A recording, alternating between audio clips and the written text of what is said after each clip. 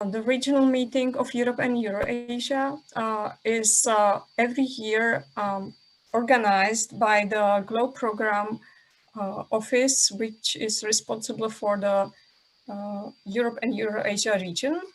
And me, my colleague Dana, and my colleague Lanka, we work for this office. The office is based in Tereza Educational Center in Prague, Czech Republic.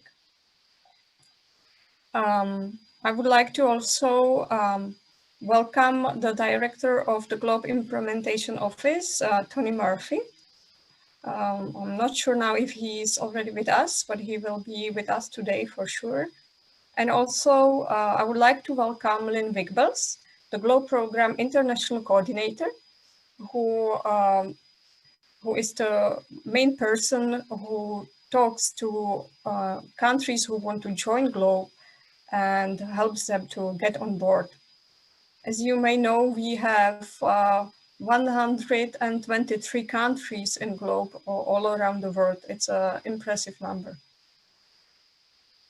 And this year, the regional meeting is the first time that we organize that online.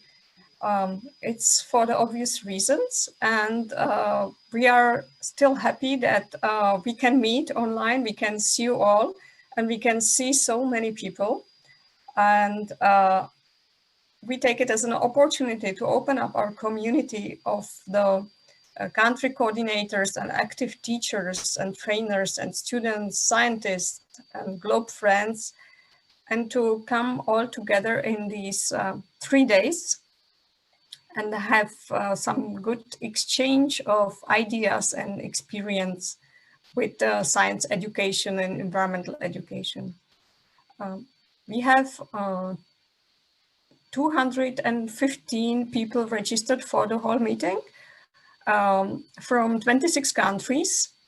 And let's see if who will join what sessions. Perhaps not everybody will be for all the sessions, but it's really a great number and we are happy for that.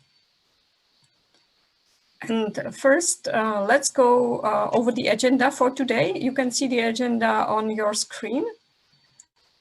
So we are starting with the opening now, and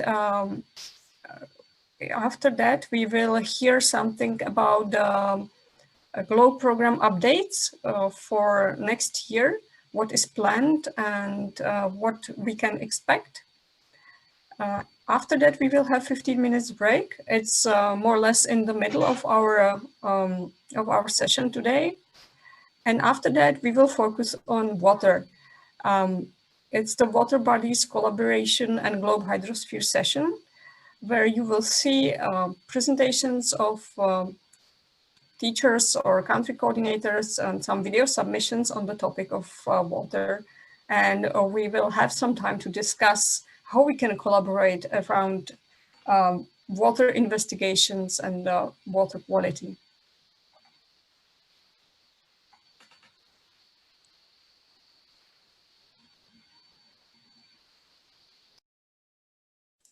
And before we proceed to the further program, we have 2 questions for you.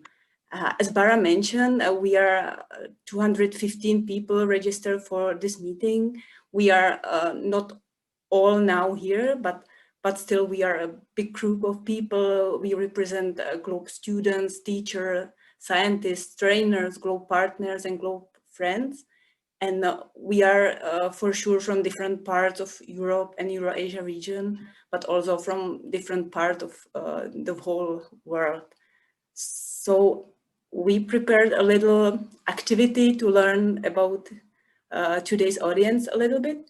And now if you look into the chat, you will see a link to an online voting tool called Mentimeter. And I would like to ask you to click on the link and open the Mentimeter tool, where you will see 2 questions. First question will be, where are you from? Which country are you from? So please write your country name in English and click on submit to confirm your answer.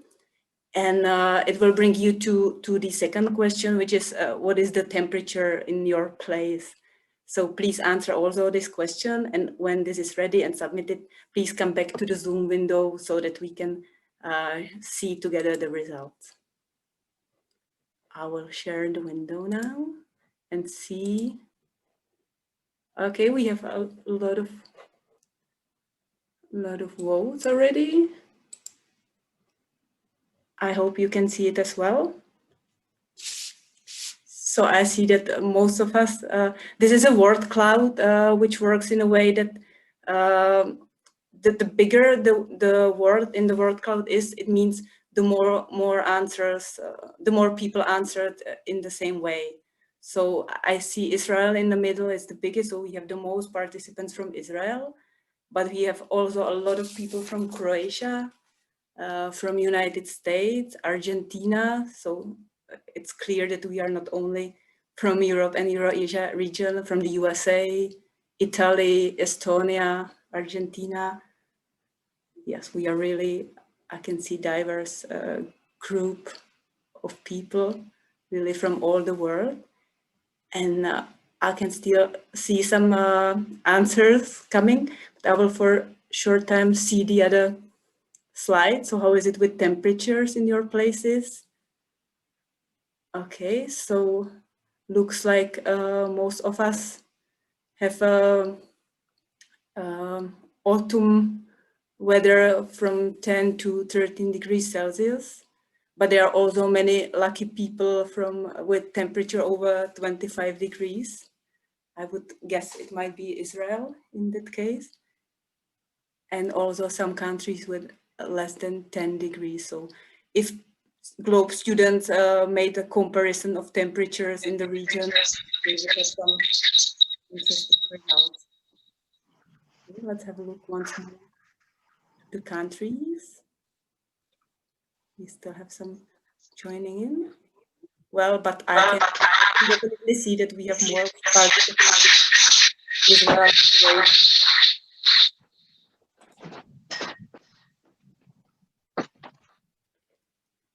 Okay, so thank you very much for your contributions. I'm happy that we could learn a bit about each other, and I will now stop sharing my screen.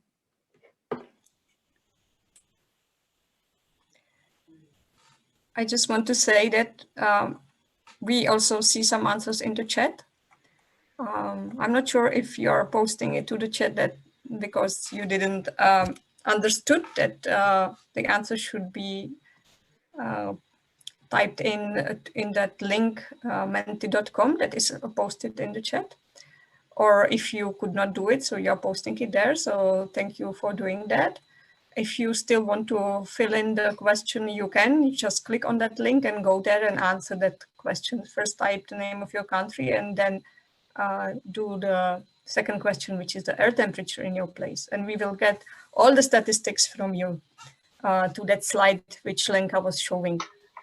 So you can still fill it up, and perhaps Lenka, we can show it at the end of the session once again so that we see the results. And as you could see, there were many countries, and I would like to highlight that in our region this year we have a new country that joined Globe, and it's Slovakia. And so congratulations to that. We have participants online with us today as well from Slovak Republic. So welcome, and I hope you will find some new friends. Thank you. Yeah, thank you. Thank you.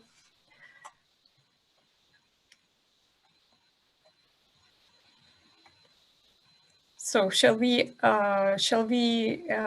see the next?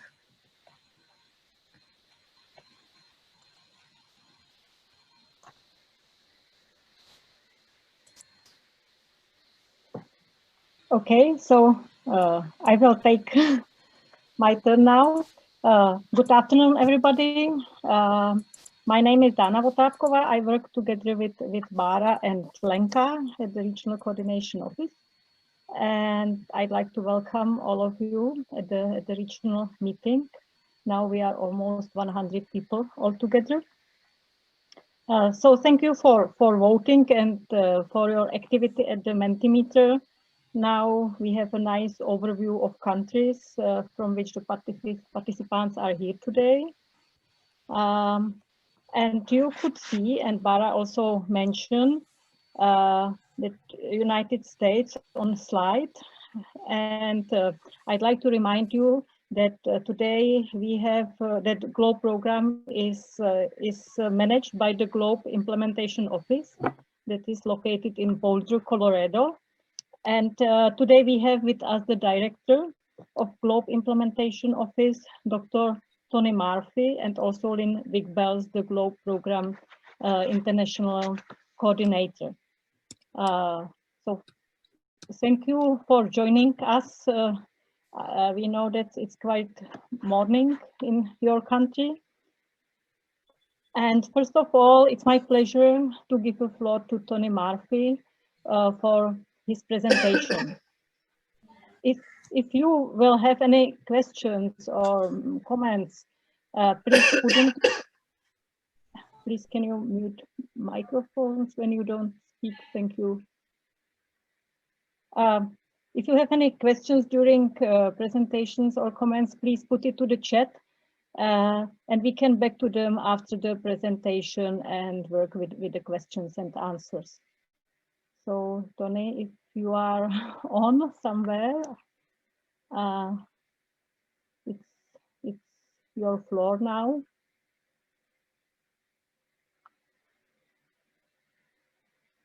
You are probably muted. We can't hear you. I am muted. I am muted. Yeah. Okay. So thank you. Good afternoon, everyone, and it's great to be here virtually.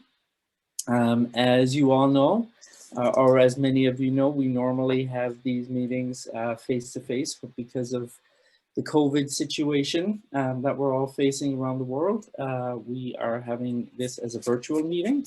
And last week, we had the North American virtual meeting where GLOBE participants within the US came together and had a very similar meeting. It was primarily composed of partners, US partners, so it's wonderful to see all the young faces here that are on screen showing the GLOBE students from the different countries that are participating today. So it's a very special welcome to you all, and thank you for being part of the GLOBE community. And also to the teachers that are here, thank you for helping your students to be part of the program, and for you yourselves to be part of the program and implement the program in your schools and in your countries around the European and Eurasia region. So thank you very much for that. Also, a big welcome to the country coordinators from the various countries. Europe and Eurasia is our largest region of the 6 GLOBE regions around the country, or sorry, around the world. So welcome to you all, and thank you for all of the work that you do to implement the program in your countries.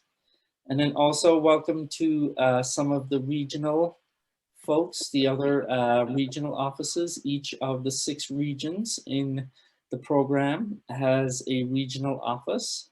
And just like Bara, Dana, and Lenka, they work to implement and support the countries in their region. And so we have regional offices in Africa, Asia and Pacific, Europe and Eurasia, Near East, North Africa, Latin America and Caribbean, and in North America. And so welcome to the coordinators from those offices as well.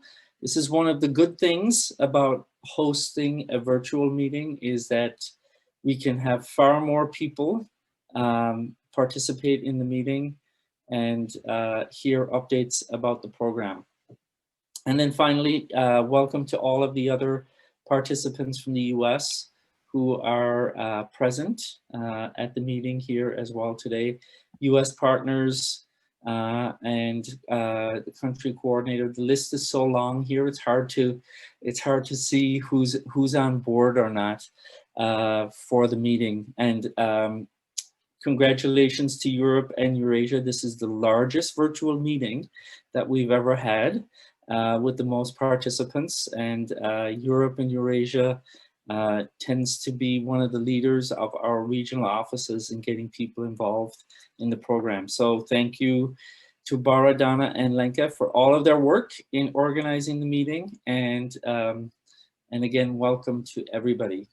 So what I'm going to do over the next 20-30 minutes or so is to give you an update on the program and where we're heading over the next couple of months and into 2021, and some of the things that we have planned for the program. Some of these may change over time in relation to their implementation because of things like COVID and its impact. So especially if they're live events that are going to happen. So let me see if I can share my screen. I guess I have to be out of this first to do that. So all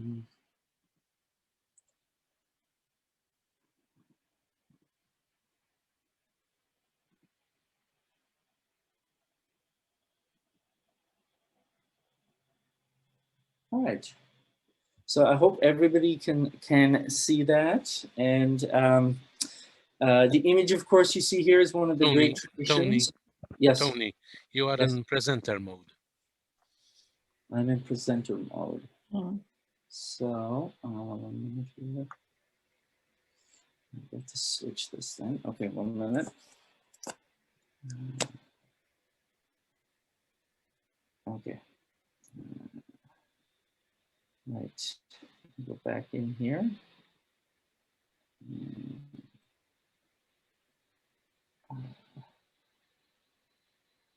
Okay, am I still in presenter mode? Still the same. That is.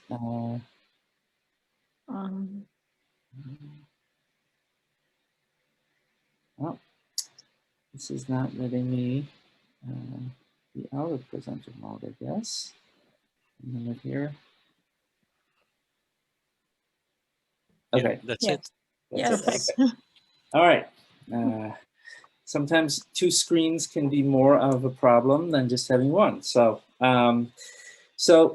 what you see here is, of course, an image that is a tradition within the Europe and Eurasia region of the big globe that signifies the wonderful community that we have in the program. And so we are looking forward to the near future and basically to the first 6 months of 2021. And so just a few reminders for people, for adults in the community, that we do have a call out right now for our working groups. And just to remind you, we have 4 established working groups: education, evaluation, science, and technology. And if you are interested in being a member of a working group to submit your application, there will be a reminder going out today as well from the office, from the GIO, the Global Implementation Office. And we also would like you to consider becoming part of one of these working groups. And so the working groups are representatives of the community across the 6 regions. Each working group is composed of 7 members. That's 1 from each region that I mentioned earlier. So Africa, Asia Pacific, Europe and Eurasia, Near East, North Africa, Latin America and Caribbean, and North America. And then there's 1 at-large member as well that is selected from across the 6 regions. So there's 7 members on each working group. The deadline for your application is the end of this month, the end of October. And once you submit your application, then it's forwarded to the working group and the existing working group, and they select the person that's to come on board to replace a person that's stepping off the working group. To be a member of the working group, you need to have a functional internet connection, because they meet virtually monthly, and then they meet at the annual meeting, which is typically a face-to-face meeting. But as you know, this past summer's was a virtual meeting. And I'll talk later about the upcoming meeting for next summer. We do have a new established, we do have a new working group that's coming online for diversity, equity, and inclusion. And this working group functions very similar to the other 4 working groups. There will be a member from each region and one at-large member. They will meet monthly to consider topics around diversity, equity, and inclusion within the program. And how do we strengthen those particular aspects within anything that we do within the program? How do we become more inclusive for different groups and different populations in our different countries and in the program generally? So we would encourage you to consider applying for those applications. We are looking for people for each of the groups, with the exception of the education at large member. We do not need any more applications for that particular category. For the education working group, the at large member, we do not need any more applications for that one. But for any other of the working groups that there are spots available, you should consider nominating yourself for that. The second point here is that we have started a process where anything that has a programmatic impact, we do ask for community review and comments for various changes. And so the very first one that we did that with was the trainer and mentor trainer process last year. And we just had one out for the diversity, equity, and inclusion statement and implementation plan. There will also be one coming out in the next week or so for the science protocols within the program, and I'll talk about that particular one in a minute. But this is a great time for you as a regular community member to give feedback on changes that will impact the program for a number of years to come, and that will be widespread across the program. And so typically these types of topics are considered by a particular working group first, and some ideas are generated by the working group. And then once those ideas are looked at and considered for a period of time, they come to us at the GIO and to NASA. And then also we want to get more community feedback. So we put out those topics for feedback from the community. And so, as I said, we've done that in the past with a number of different topics, and we'll continue to do that in the future. Something that's also very important for us is the annual community survey, which you receive in December. And as a teacher or a scientist or a country coordinator or a US partner, it's really critical that you complete this annual survey, because this is a very important data source for us for our strategic plan, which we have had in place for the last couple of years, and we have a few more years in that strategic plan, and I'll talk a little bit about that later on as well. But this is a very important data source because it's one of the primary sources that we use to get information about what's happening in the community. And so when you see this coming through on your email, please complete it. It doesn't take that long, and we're trying to make it as easy as possible for people to complete the survey, and you have about a month or 6 weeks to get it done. It's normally released in December and to be completed by the end of January. Another thing that we'd like you to consider is that if you are interested, I know we have a lot of students here on board who hopefully will participate in the International Virtual Science Symposium by submitting a project. And I'll talk about that as well a little later. But we do need judges for those projects that come into us from all around the world. So if you're a scientist, a member of the Globe International STEM Network, or some other member of the community, please consider signing up to be a judge for the IVSS. You may know that last year was the first time that we also widened the participation to allow for different languages in the IVSS. And so we also, if you do have an additional language, and especially in one of those languages that we have opened the process to, we really encourage you to sign up as a judge for that particular task and for the IVSS. And then finally, thank you for all of your hard work. This program would not be possible without you. We are here to support you. Dana, Bara, and Lenka are here to support you in doing the work and in implementing the program. And it's wonderful to see so many of you here at the meeting today. So what's coming up over the next couple of months? As I talked earlier, the Science Working Group has been creating a list of protocols that are going to be considered for deactivation within the program. And these are protocols that, so we have about 55 protocols in total in the program.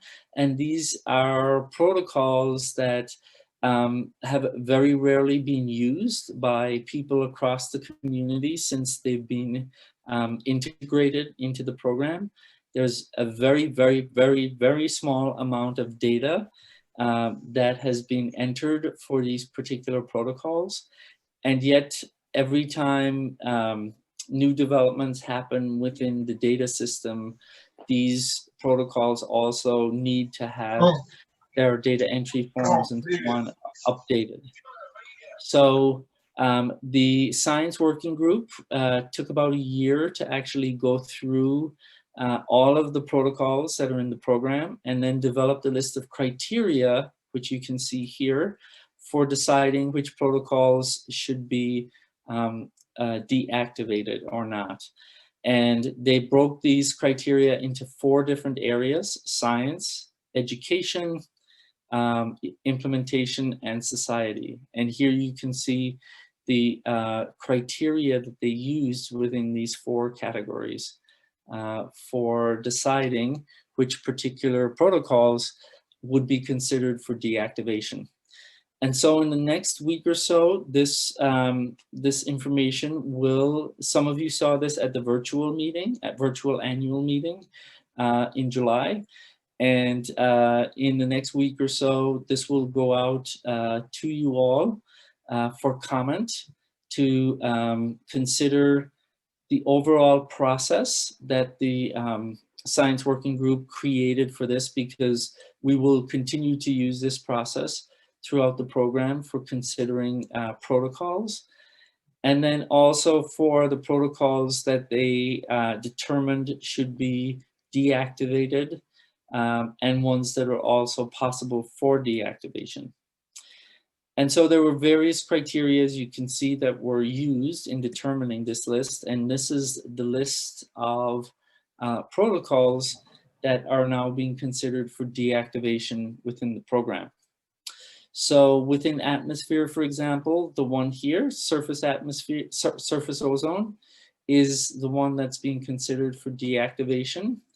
And then water vapor and barometric pressure are possibilities for deactivation. So the ones that are in bold, the protocols that are listed in bold, are ones that the Science Working Group would recommend for deactivation, and then the ones underneath them are ones that could possibly be deactivated. And so what does deactivation mean for a protocol? So basically, it really is that data will not be entered for these protocols from a certain point onwards. And so the existing data that is in the system for any of these protocols will stay there. It's not going to be wiped out. It's not going to go anywhere.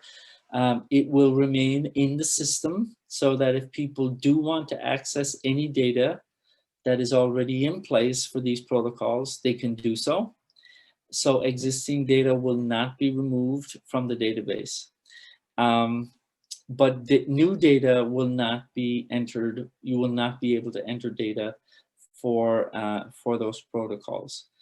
All teaching and learning resources will still be available on the website that are associated with the protocols. So really, in deactivating it, you're really deactivating the ability to enter new data for the protocol.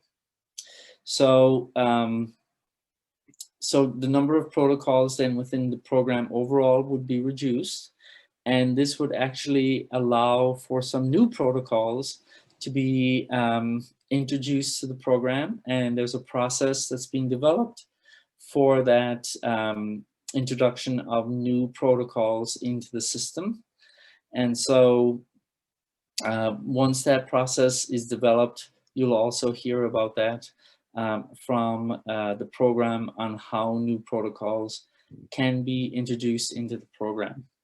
And that is also going to have a process because, of course, that requires resources and funding to be able to implement these new protocols, both at the program level and into the data system, but then also across schools and so on. So there's quite a bit of work involved in that as well. So that's one of the things that the Science Working Group has been working on for the last year or so. The Education Working Group has also, as many of you know, been working on creating a revised trainer and mentor trainer process. And we have been in the process of communicating this to the communities. As many of you know, here in the Europe and Eurasia community, there was already a webinar about how this process will work for people who would like to become trainers or mentor trainers in the program. And there's two different aspects to this. One is becoming certified as a trainer or a mentor trainer. And then once you're certified, how do you maintain your active status within the system? And so currently, the Global Implementation Office is working on building the infrastructure for the certification paperwork, because there are a number of forms that need to be completed by people as they progress through the process of becoming a trainer or mentor trainer. And we need to store all of that paperwork somewhere so that when people, if questions arise or if people want to know exactly what they've a trainer in, we can refer back to the paperwork that was submitted and so on. And so we're in the process of creating that infrastructure.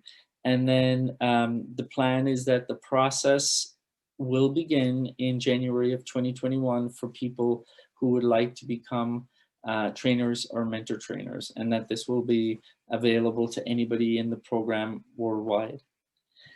Then the second part is really looking at the active status, and that also requires an infrastructure to be built for it. And so we're looking at actually creating that infrastructure from January after the certification piece has been completed, to actually look at building the infrastructure for the active status piece, and that would be completed by Earth Day of 2021. So they're two distinct pieces, but they come together under this trainer and mentor trainer process piece. And so the Education Working Group has been working on that.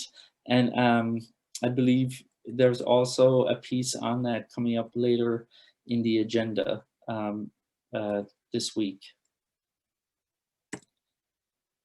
Technology, for all of you techies out there, there's going to be some changes coming down the pipeline, and you'll hear about this later in the week as well. But I just wanted to give you an overview of some of those things that are happening. And this is not everything that's happening, but these are some of the big pieces that will happen over the next 6 to 9 months.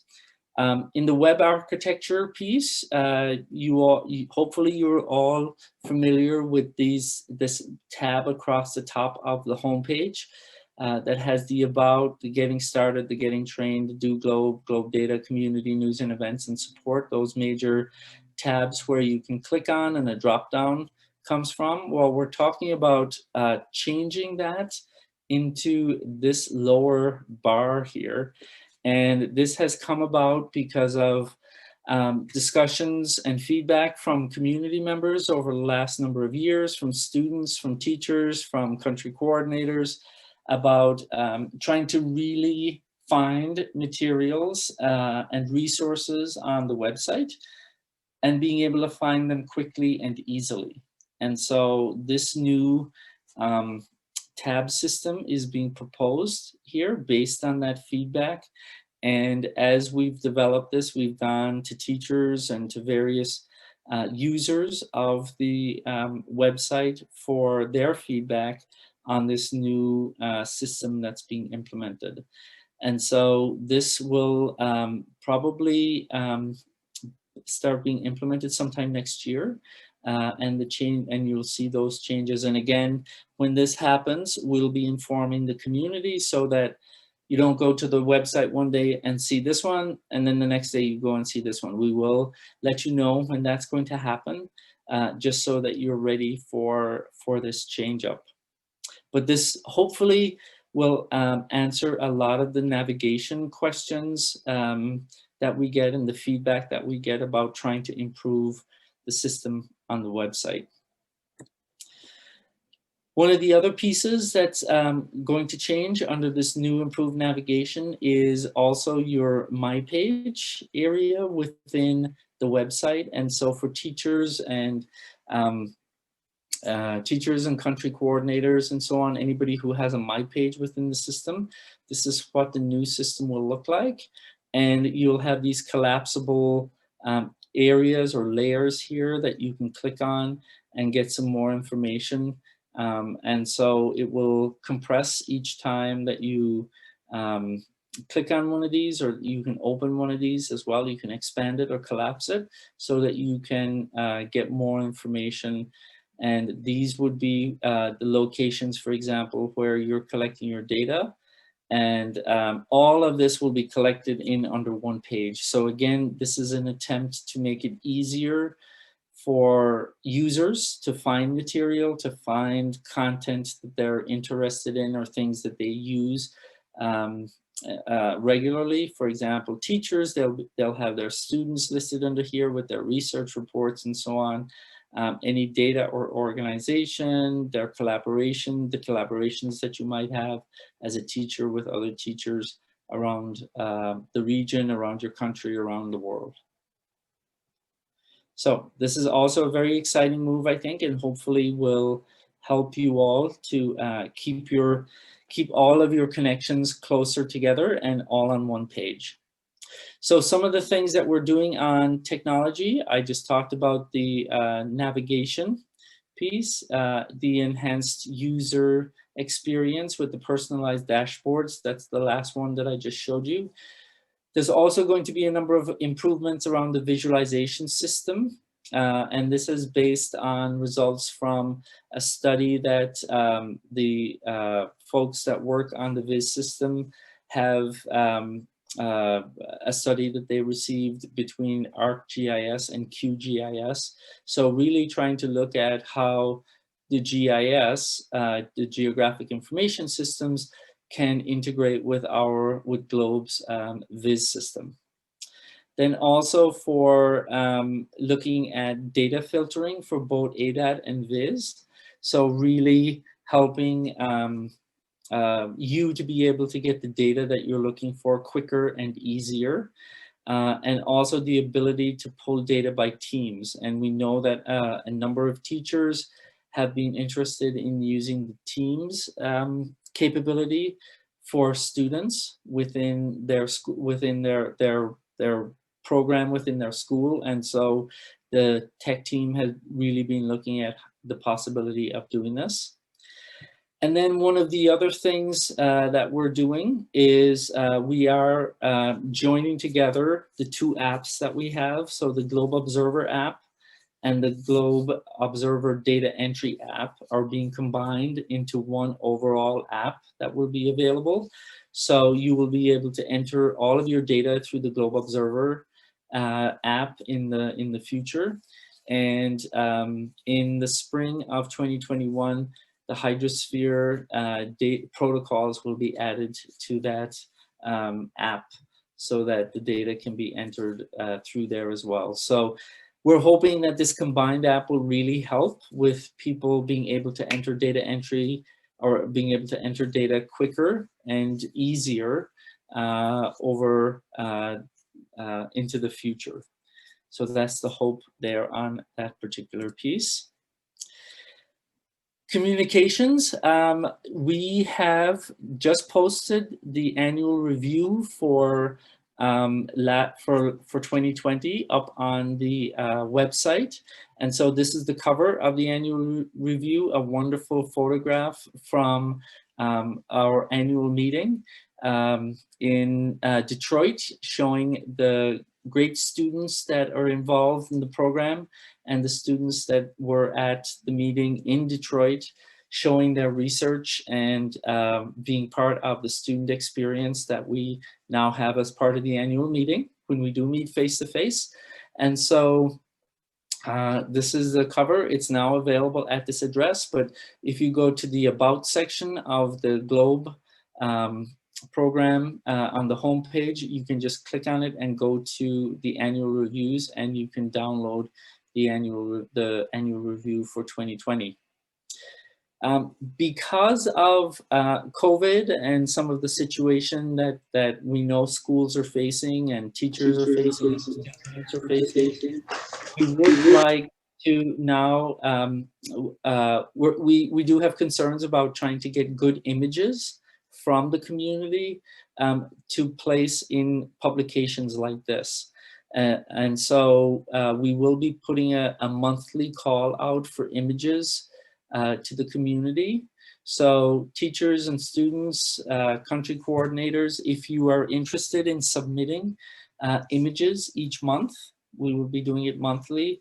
And that can be anything, but we really would like to get images that show some activity within the program so that we can integrate them into the report, into the annual review. We would ask that you submit an image and give us a few lines about it, about what's happening in the image, where it is, who's involved in the image, and so on. And then there's a possibility that it will be selected for the annual review that we will be doing in the summer of next year. So the communications team will be sending out details on that call in the next week or so, and we'll do one for each month leading up to the summer. Earth Day, as you know, is our big celebration every year, and it's the birth date of the program. The program was announced on Earth Day of 1994 and started implementation in 95. So this is the 25th anniversary year of the program that we are celebrating, and it's a very different celebration than what we were expecting to be doing. And so 2021 will be the end of that 25th anniversary year. So we're going to try to plan some events around that, and each of the countries and each of the regions always plan their own events as well. And again, because we have no idea what the world situation will be with the pandemic, whatever we will do will be done with safety in mind and the safety of our community in mind. So we'll start working on some of those ideas over the next couple of months, And because it's on April 22nd, we hope that we will have some good engagement and participation from people around the world and community members, so that we can really celebrate the end of the 25th anniversary of the program in a very positive way. One of the things I think that's important for people to know, and again, this is something that you all as community members have been incredible in doing, is that even though COVID has impacted a lot of movement in various countries since it came to us, the actual number of data that we've been receiving has not really been impacted significantly. And so again, we'd like to thank you for making sure that the data that you collect is entered into the data system. But also please do remember that while data is important, your safety and your health is of primary concern. So if there are any movement restrictions or anything like that in your area, don't go and collect data and put yourself put your health in danger. We certainly are interested in the data, but we're also want to maintain the health and safety of our community. So bear that in mind when you are considering data collection. And then we also just recently announced that the annual meeting next summer will also be a virtual meeting.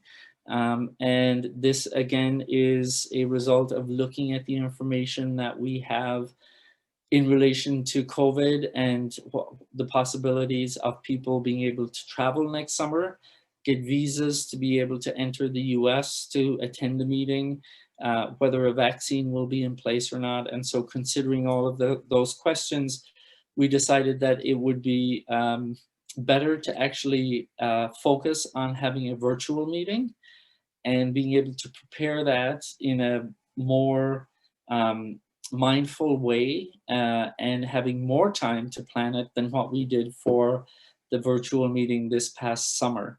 And so by making that decision now, we're really looking at how do we involve you more? How do we involve the community more? How do we get more student presentations than we had at the meeting last year? How do we get teachers to be able to present, country coordinators to be able to present? And given the large span that we have, because we are a global program on time zones, how do we make sure that everybody is able to participate given the time zone that they're in? So there's a lot of planning that's required around that, and we needed a lot of extra time to be able to do that. And that's also one of the reasons why we made that decision around the annual meeting. And the annual meeting will be held in July of 2021. Also within the community, as I mentioned earlier, we do have a new working group, the Diversity, Equity, and Inclusion Working Group, and that came from a task force that was created in February of this year. And they did a lot of work and created a report that they made a number of recommendations in.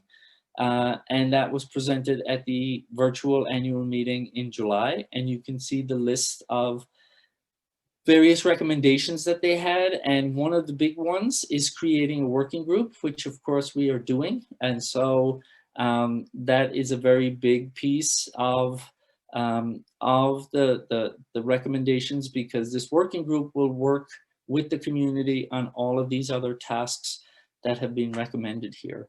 So the first thing is to get the working group in place. So again, if you are interested, please apply for a working group to represent your region for that particular working group. And these are some of the areas that you will be working on within the working group in trying to move the program forward in this particular area.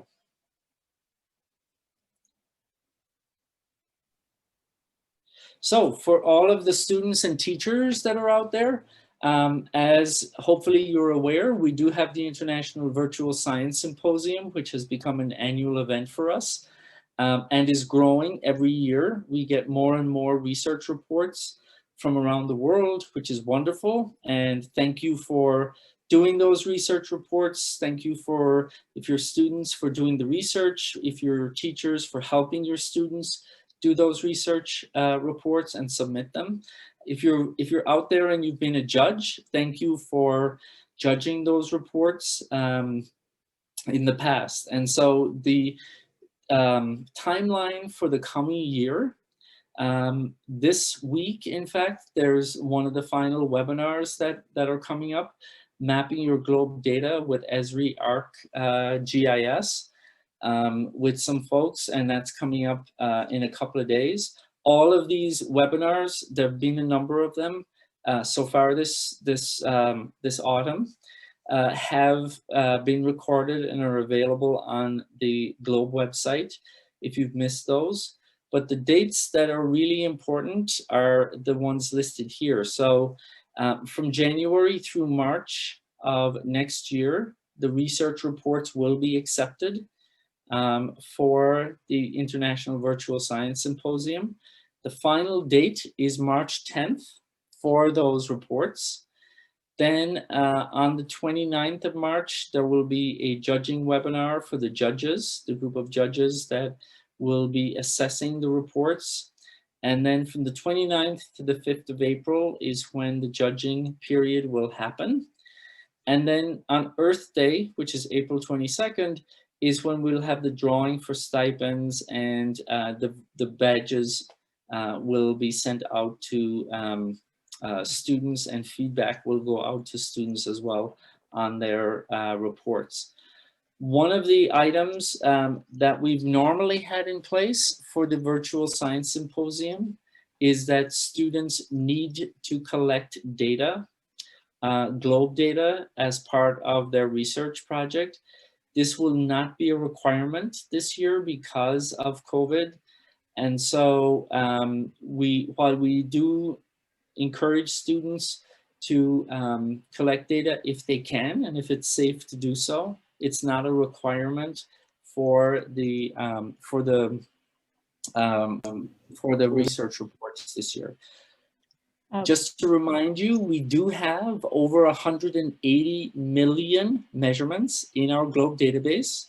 And so one of the things that you could do as a student is actually use the existing data that's available to you for a particular sphere. So whether it's atmosphere or hydrosphere or pedosphere or biosphere, you can generate a question that you'd like to answer and use the existing data that's in the data system to answer that question, or to help you answer that question.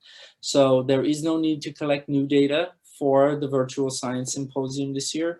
You can use existing data from the Globe system and analyze that data to help you answer the question. So the focus really is moving from data collection to data analysis. It does need to be Globe data that you're using, but you can use other data as well in conjunction with the Globe data that you have. But you do need to use some component of the Globe data within your research project. Tony, please, yes. May I ask you to complete presentation in 2 minutes? Is it sure? possible? Yep. Or I don't know, because we will have time to. That's fine. That's fine. Yep. I don't have much more. Okay, well, thanks. So, so the campaigns, we do, and we are continuing with campaigns, with global campaigns. There will be a tree challenge in April as part of the Continuing Trees Around the Globe campaign, and Ryan Campbell, I know, is on this this webinar as well. He's in charge of that, and I'm sure he'd answer any questions that people will have about the Trees Around the Globe campaign, and that there will also be a challenge in April for that. The Mission Mosquito campaign also continues if you're interested in mosquitoes and contributing to that. And then finally, the new Globe Observer app, the combined one, we're hoping that that will also increase data entry. Welcome to the Globe family. As Bara said, we do have 123 countries across 6 regions. We have a number of countries that are close to signing the Globe Agreement. Slovenia in the Europe and Eurasia Asia region is one of those. Bhutan is another country that's also close to signing a Globe Agreement. And then you can see a list of 6 countries that have expressed an interest in joining Globe from various regions as well in the program, and Bosnia and Herzegovina is one of those as well from the Europe and Eurasia region. The strategic plan, I'm not going to go into this in detail, but this is being updated as well because we're in a halfway point on the strategic plan. It is very important, as I said, a lot of the material, the surveys that we have and so on do help to answer a lot of the questions and to show us how we're doing in the strategic plan. And you can see there that in a lot of the performance measures, we're doing very well overall. And we do ask again that people create, complete things like the annual survey so that we can get information from you as a community on how we are all doing around implementing the strategic plan. And that's it. If you have any questions about the program in general or anything, you can always email us at globehelp@ucar.edu. That email address has changed since last year because of some security concerns and so on. So this is the new Globe Help. It used to be globe at help@globe.gov. It's now globehelp@ucar.edu. So thank you for your time. Thank you for all of your work, and thank you for being part of the meeting this week. Thank you, Tony. Thank you for great presentation. Thank you for sharing with us all the plans, changes, updates, and all the invitations for the for things that will happen.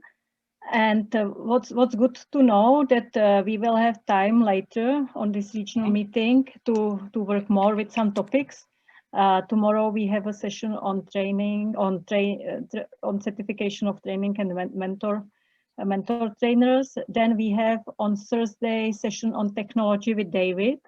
Also we will have scientists there tomorrow. And what I'd like to invite you to come and hear and see the presentation of students on Thursday. We have a session special with students, and tomorrow also teachers will have their presentation. So we can work more in details on these topics, and I think that's perfect that hopefully, Tony, you will be with us. And yep, so I'm planning to be, I'm planning to be available all week. So, and I'm looking forward to those presentations, especially the student ones. So. Yeah, so thank you so much. Yep. And I don't see any questions in the chat, but if there is one question, so now from audience, please say, oh, Paul. I see Paul. Just one small comment, Tony. Yeah. Yes. When you were talking about the top navigation bar within the website, if I notice correctly, the part labeled support has disappeared. Is that true or not? Because it used to be one of those areas which used to save people from, despair. Right. And support is not going away. Yeah, I think it's going to be dispersed a little bit, I think, across the different tabs, but it will still be there. So we're not going away. There's not going to be any, the help desk or the community support team will still be available for people, and all of the other different support systems that we have in place will still be available for people. Thanks. Thank you. Well, thank you.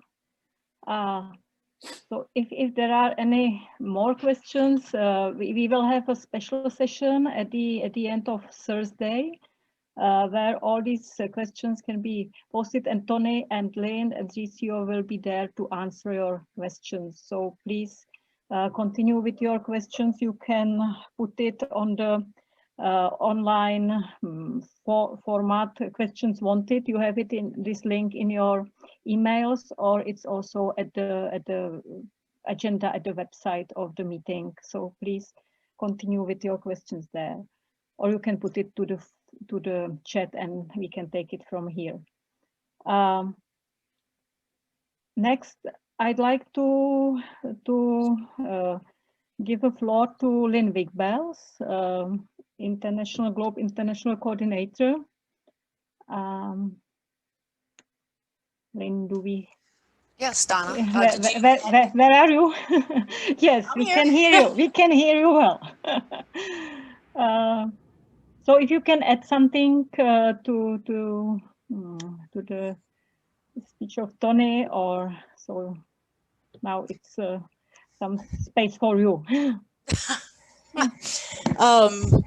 Well, I'm here to answer any questions anyone has about the international aspects of GLOBE. I certainly encourage communications with U.S. embassies, and we certainly want to hear about those interactions that you have. We encourage you to share them with the community, and we encourage you to think about GLOBE stars about them, because then we can share them with the State Department and with other embassies. State Department sends a cable every year to the US embassies that updates them on GLOBE and provides information about upcoming events, encourages them to reach out to you and students and teachers and engage with them. And we know a lot of that is happening in Europe and around the world. And so we'd like to hear about those interactions that you have so we can share them with other embassies. And we make that part of the cable every year. We also ask embassies to reach out to government points of contact and country coordinators to let them know about upcoming events. I know that we've done that here, but certainly to the ministries, etc., and to find out from them what the plans are in your country. We also ask them to help identify new GLOBE points of contact when we have found that the existing contacts have retired or moved to other positions. So we really encourage these kinds of interactions with the embassies. And again, we invite you and encourage you to reach out to the embassies as well when you're going to have an event, when you're going to have a virtual event. I think you're going to hear about some of those examples this week as well, and invite them to participate. I think you'll find that they'll be very interested in that. And if you don't know who the points of contact are at your embassy, at the US Embassy in your country, please contact me. I'll either have them or be able to get them so I can help facilitate that introduction. So again, I think that was the major message that I'd like to provide today, and I look forward to hearing from you. And again, let us know what you're doing. It's something that the broader community wants to know, but again, State Department and other embassies also want to hear about it. So thank you. Thank you, Lynn. Thank you for your support through the US embassies. It's very, very helpful, and it helped to start a GLOBE in many countries. I think that we have representatives of some US embassies also today, or maybe some other days will be on. So we are happy about this, and I hope that country coordinators will share their experiences, or they can contact you if they need some support. So Bara put information about the session with questions and answers that is on Thursday at 4:30. So please bring your questions there, and we will work more with it with Tony, Lynn, and VCO. So thank you. And now it's time to give you some information about priorities of Regional Coordination Office. So I'd like to ask Lenka to open the presentation and share the screen. Thank you.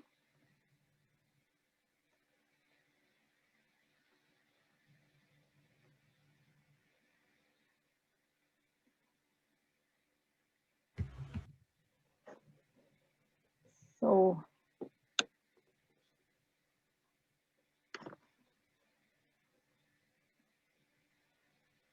yeah, we have it. So thank you, Lenka.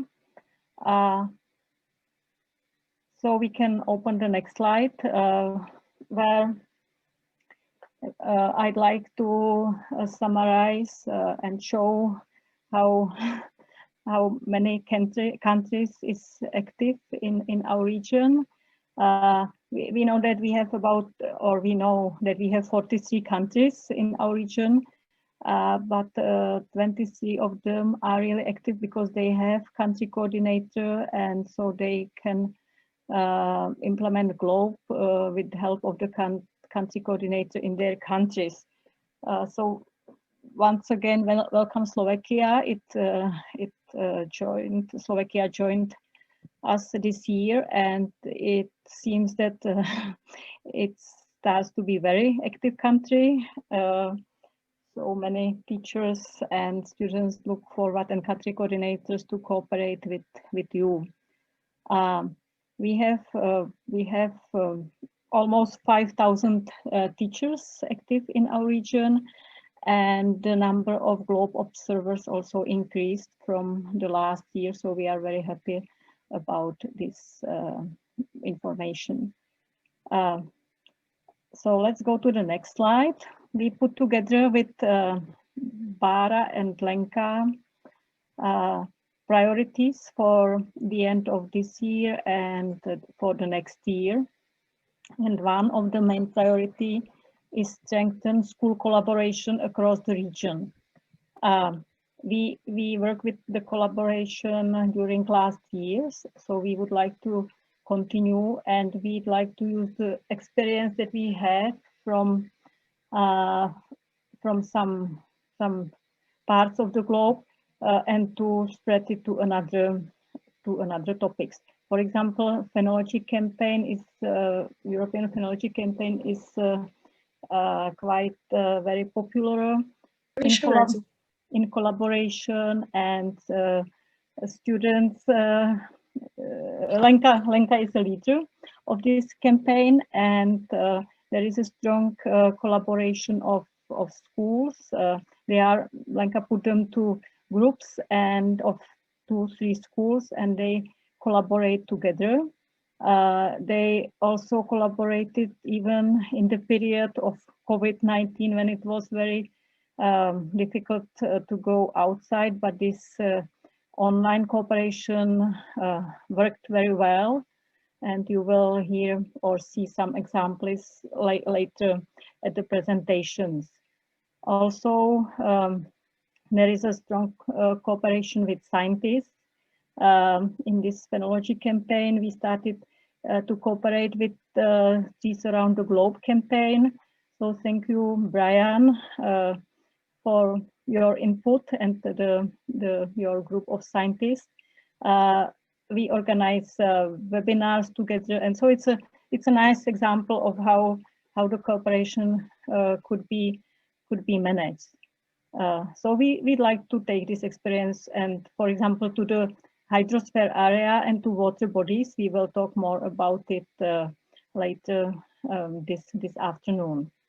Also, we try to open the opportunities for schools to meet personally or virtually. It could be some webinars or online meetings. It could be GLE or Globe Games in different countries. So we try to support countries in this, and of course to share the good practice of collaboration. That is very important.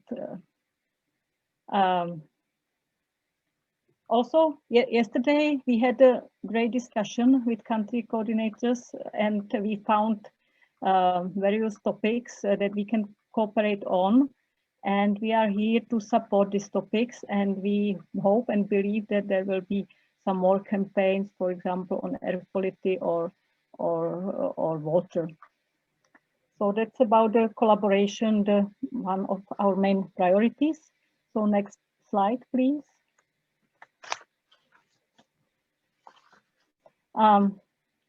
Then we want to promote the importance of environmental awareness and action aspect of GLOBE. We really think that it's very important to highlight the GLOBE activities. It could be research projects, events, or anything else that have direct impact on the environment or strengthen the environmental awareness of the local community. It's happening. We have several examples, and again, you will see or hear them at the presentation of teachers or students. So we will work more on this priority in the next year. Then our priority is to have a strong trainers and mentor trainers community in our region. It's not so easy because we have many different languages in our countries, and so it's quite easier for teachers when they are trained in their native language. But I think we are prepared very well for that, thanks to Diana Garasic, the representative of the working group, education working group, who are in the process for the whole years that it's prepared. And she gave all the information or forwarded all the information to our community. We had many sessions at our regional meetings, or we have online meetings. So I think we are prepared, and tomorrow we will hear more about it from Diana and other members of the working group. So we can go to the next slide. Yeah, water bodies campaign, water bodies collaboration and intensive observation period. We hopefully it will be possible to do it in spring at the International Water Day in March, but let's see what happened at the beginning of the next year. And what we started and want to continue is to promote GLOBE program as a source of learning under COVID-19 period. We think that GLOBE is a great tool that can contribute to distant learning. There are many online resources, learning opportunities, examples of good practices. Yesterday, again, we had a discussion and sharing examples among country coordinators. So we will update information that are posted at our European webpage, and we will come with some new ideas how GLOBE can help to work in this special period of distance learning. And so next slide, please. Yeah, you know that we have new countries, so we are here to support them in starting GLOBE in their countries. Hopefully there will be Slovenia next year as a really new country. Also, there are some countries that started again. So it's our high priority to help countries to develop GLOBE. So we are here, please. Don't afraid, you are not alone for this. And new initiative, new activity around the urban heat island topics. It's connected to Pulchra project.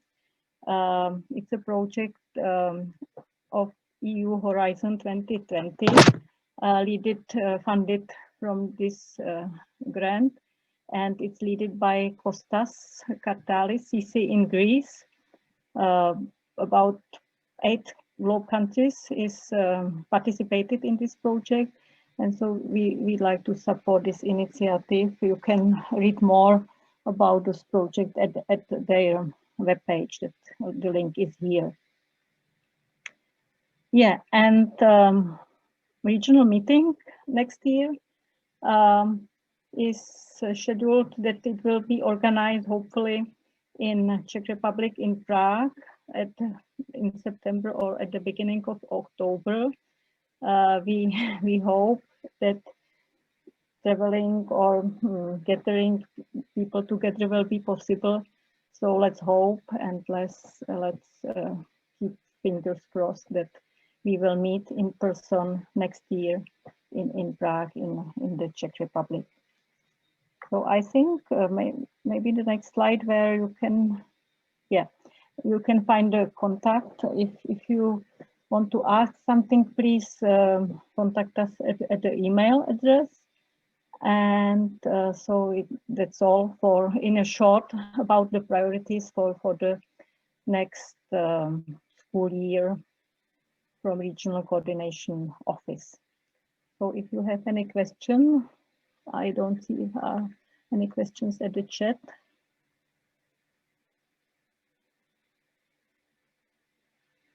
So any questions at this moment?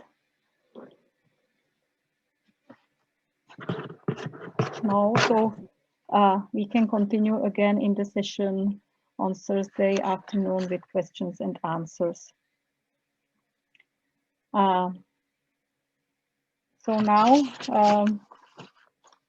now it's we are close to the end of the first session, and we would like to play a video from Croatia now, from the School for Nurses, Rapče, that is located in Zadar. This school is active in the GLOBE program for 20 years. And the GLOBE teachers Ira Beck and Marina Labaš will tell us about their main reason to participate in the GLOBE program. So let's have a look at the video.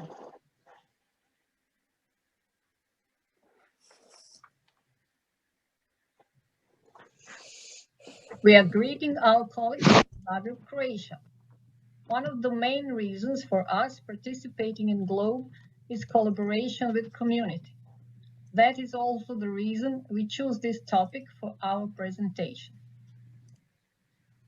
Our students live all around the city, so first we need to collaborate very strong with them, their parents, friends, in order to achieve all our goals.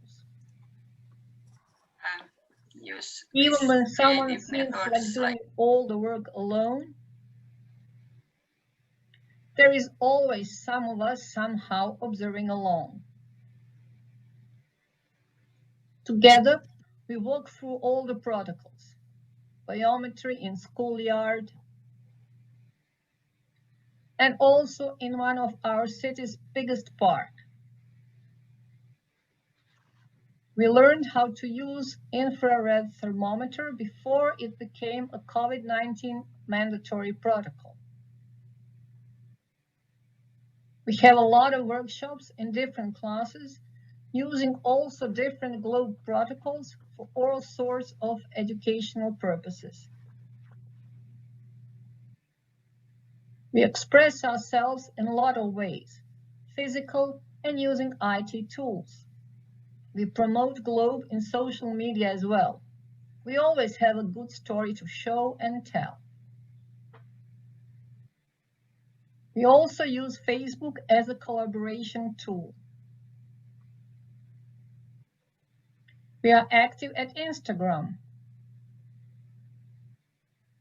Our 20 years in GLOBE presentation always serves for freshmen's good motivation. Some of our GLOBE partners are from preschools or kindergartens. But we also have a lot of adult partners. We like to draw as well as to talk. We gather a lot of ideas wherever we through our environment walk. To always communicate somehow with our friends, we established a hotline for video conferences. Sometimes we watch the stars upon us. And sometimes we follow the satellites.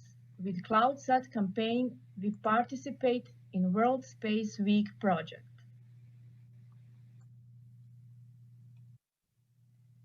We also promoted GLOBE at Croatian Annual Pedagogical Conference as an example of cross-curricular good practice. Our latest European achievement was a video about Earth contamination. For annual European GLOBE meeting in Italy, we made this poster specially.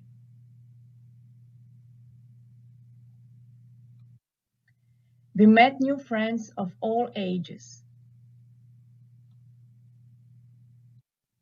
And they all made us equally thrilled.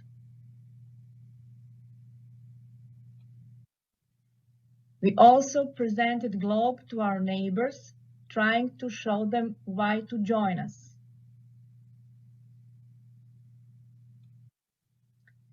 We tell them all about our international project, how they started,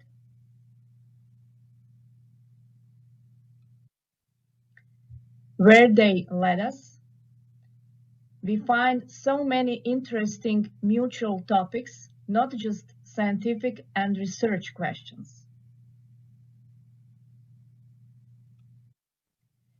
With our Norwegians, we collaborated more than once, and it took us in so many different places.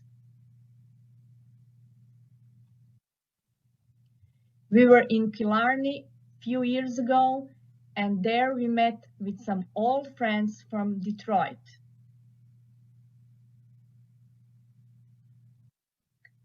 That remind us of our experience from American meetings, first in Washington, then in LA.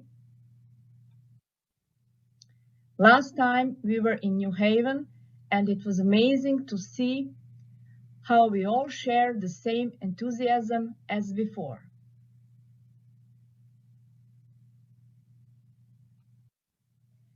In this new normal period, it is maybe useful for you to know our school is situated at the most famous Croatian psychiatric clinic. So, we were normal in this way before Corona period started. Bye. Bye.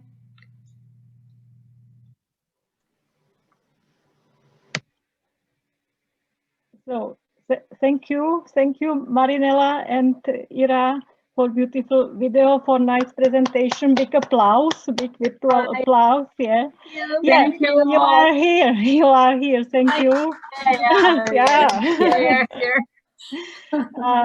It's really nice to see how collaboration is important for you to be and disconnected to the GLOBE program.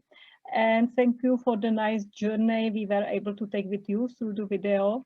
So it's really very, very nice. I am sure that some participants of today's meeting had chance to meet with you because you are so collaborative persons. So you know them, and so you meet again at least at the virtual floor. So do you have any comments, anybody of you, to the video, or any questions?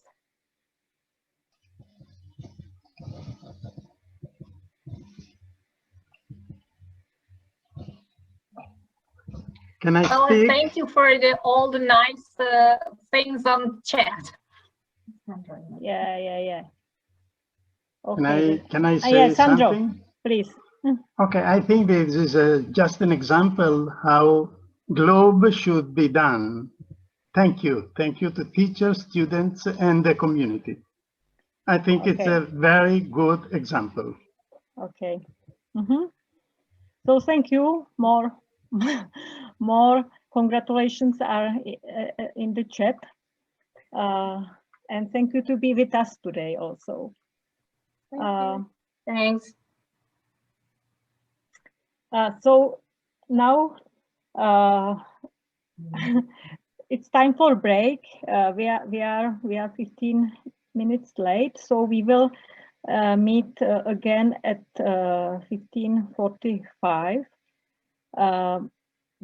When the break is on, the meeting also goes on. It's not necessary for you to sign out and again to connect it.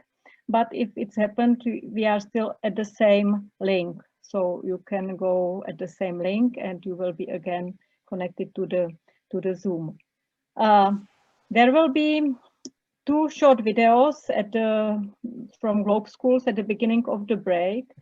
So enjoy the break, enjoy to see some more videos, and see you in 15 minutes at 3:45.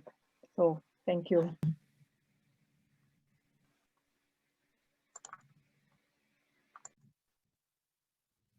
My name is Ivana Lipovac, and I represent the mentor of Globe project of the school.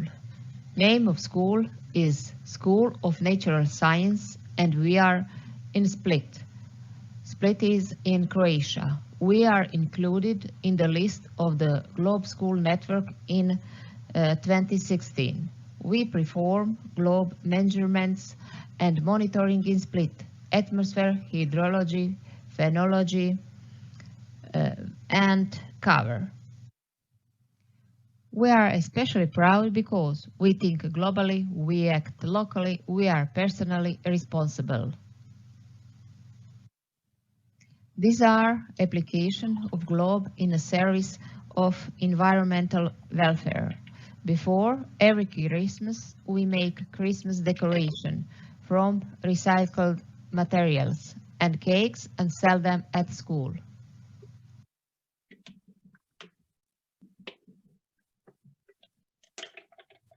Hi, my name is Luca, and I'm one of the Globe project students. We celebrate important dates, such as the Day of Forest Protection, and in this way, we raise the environmental awareness of our school students, staff, and parents. The occasion of the World Day for the elimination of violence against animals, Globe project participants visit the shelter for stray animals. Under expert guidance, the students got acquainted with the way the center works, the life stories of neglected animals, dogs and cats, as well as the way they are adopted. In the experience, students received all the necessary information about how to volunteer. Thank you for your visit, and especially for the staff proceeds from the sale of cakes and Christmas decorations. All this is only a small part of service of Globe project of our school for environmental welfare.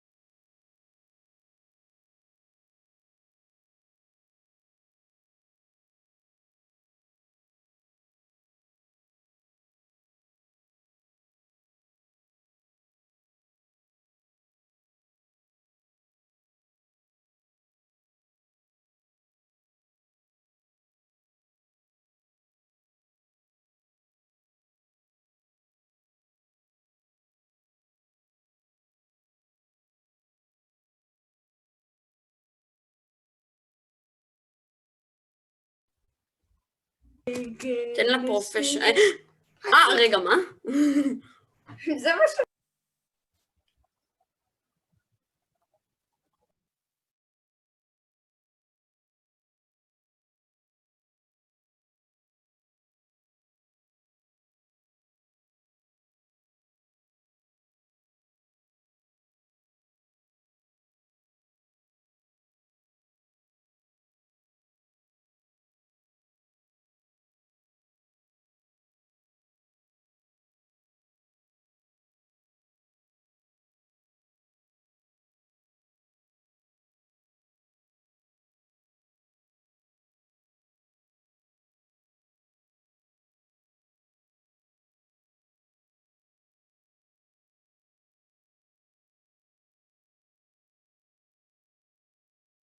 שלום.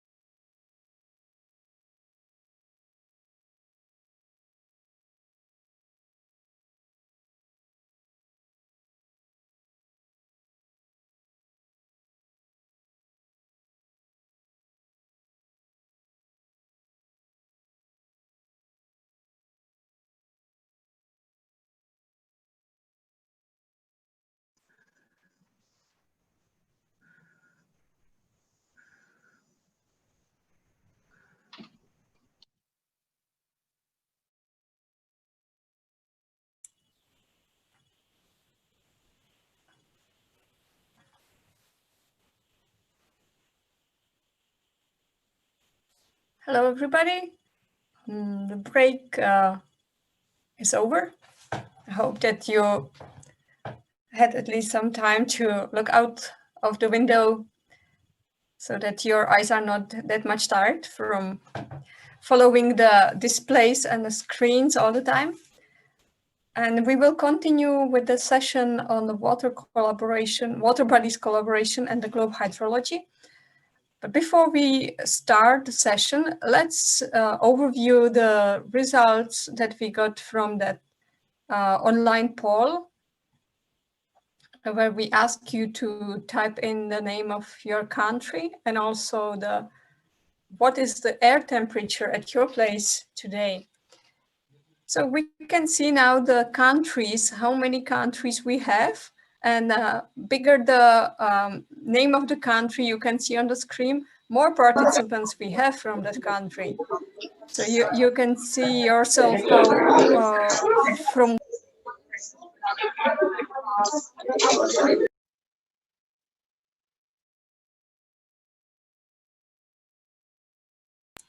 Oh, you cannot hear me? Okay, now you can. Perfect.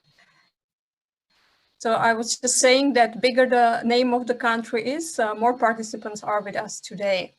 And perhaps if we can see the air temperatures.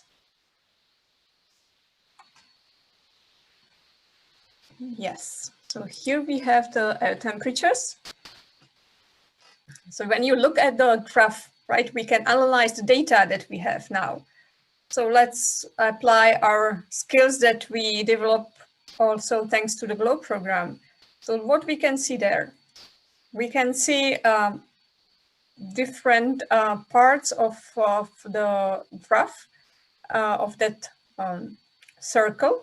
And as you can see, the biggest number we can see at the 29%, we can see at the temperature from 10 to 13 degrees Celsius. So that was the most common air temperature that we could observe among our participants today from the places that the participants represent today. And then we have also quite high number, 26% of participants, they said that at their place is 25 degrees Celsius or more. Wow, congratulations. I would love to live in that place. It's not definitely Prague, Czech Republic. So I guess that would be mostly Israel and perhaps some parts of some other countries around the world. And then we have also 16% and 14% that are temperatures which are also a little bit higher than I have here now. And then we have also 21 to 24, very nice weather. And then we have also 7% of participants who say that the air temperature at their place is 10% or less. So that was the overview of what the weather is in our place, different places. So thank you for voting. Lenka shared the link to these results. If you want to download them, you can download them, go to the chat and open that link. And let's start the session on water collaboration and water body collaboration and globe hydrosphere. This session will be combined. You will see some video, some contributions that we got from schools. You will see also some presentations from people who do either the research or from students and teachers. And I hope that we will have some time also for the discussion, that you will be able to either share your experience or to comment on what we will see. So why are we actually having the session about water? The topic of water is actually very popular among GLOBE schools, among GLOBE students. And last year, we started to plan a collaboration of schools that would go across the regions. We started to plan it with other regional offices. And the initiator of this collaboration was the regional office for Africa. And I'm not sure now if we have Mark Brittany or Rosalind Brittany with us from the Regional Office of Africa.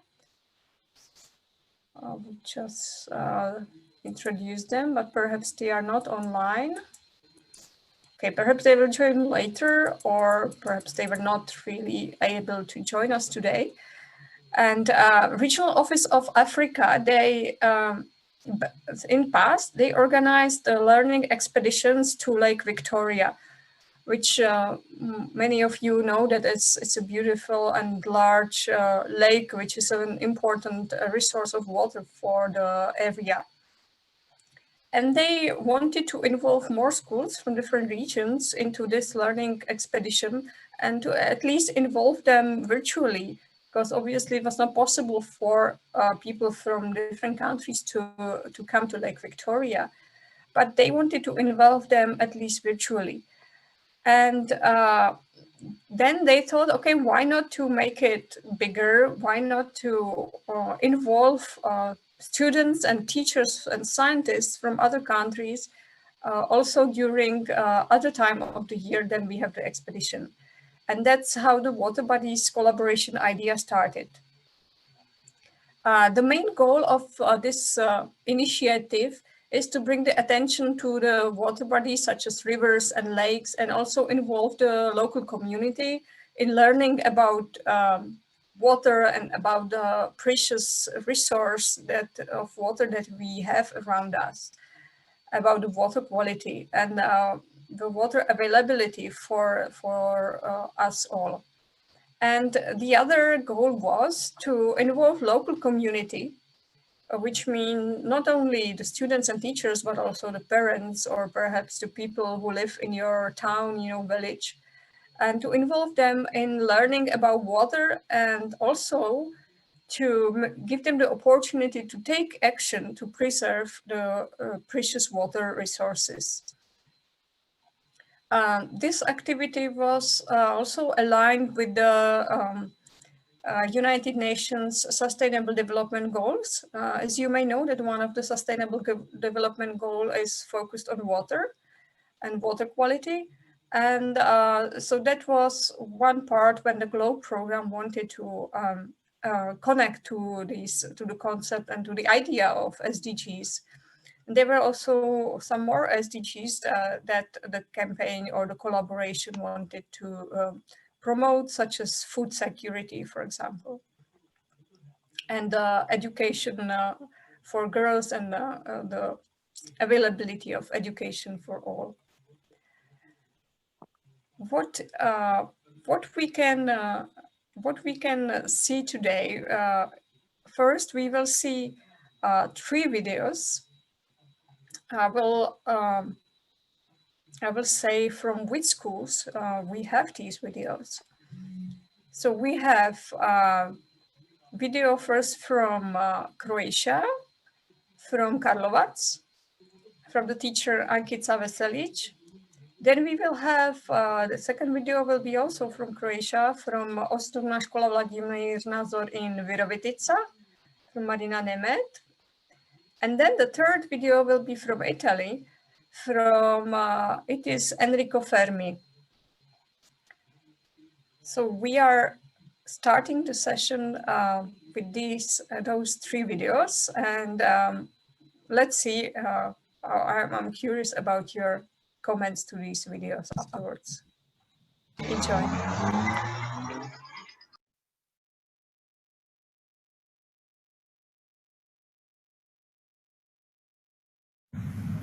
Dobar dan, ja sam Magdalena, Ema, Marina, Rita, Marta. I mi smo učenici 7. razreda osnovne škole Banija. Naša škola nalazi se u Karlovcu, u Hrvatskoj. Karlovac je prelijepi grad prepun zelenila. Mi ga zovemo još i gradom parkova. Ali bismo mogli i reći da je i grad rijeka, zato što kroz njega protječu 4 rijeke. Kupa, Korana, Mrežnica i Dobra. U našoj školi ULO program djeluje od 2003. godine, a mi smo se uključili prije 3 godine. Sada ćemo vam pokazati našu omiljenu mjernu postaju rijeku Kupu. Probam proširati po svježem zraku, te uvijek kada dođemo na mjerenje, ispod mosta nas čekaju patke. Rijeka Kupa nalazi se blizu naše škole i već 17 godina tamo obavljamo hidrološka mjerenja.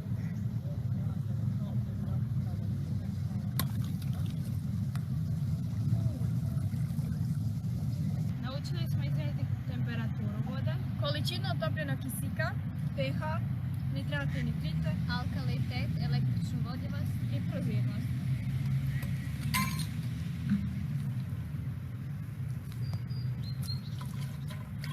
Svi izmjereni parametri su nam pokazali da je rijeka Kupa jako čista, iako se naša mjerna postaja nalazi u centru grada, a ljeti se ljudi ovdje kupaju. Svoje rezultate mjerenja koristimo kao istraživački rad, također smo istražili makrozobentos Kupe. U Karlovcu imamo jedini slatkovodni akvarij u Europi, pa smo uspoređivali životne uvjete riba s onima u akvariju s onima u rijeci Kupi.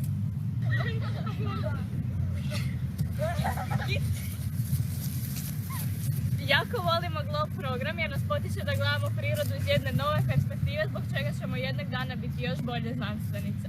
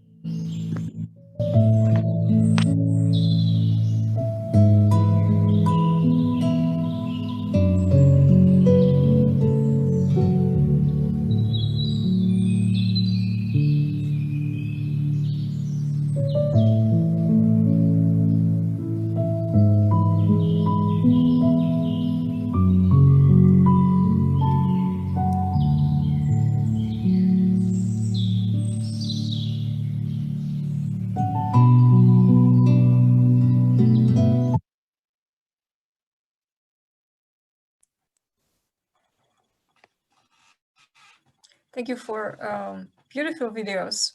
We have seen the research that students do, and we also have seen a beautiful piece of nature that is around Mantova in Italy. So is there any comment or any questions to these videos? I'm not sure if we actually have the people from these schools with us today. Do we have someone from Karlovac or from Virovitica or from Mantova?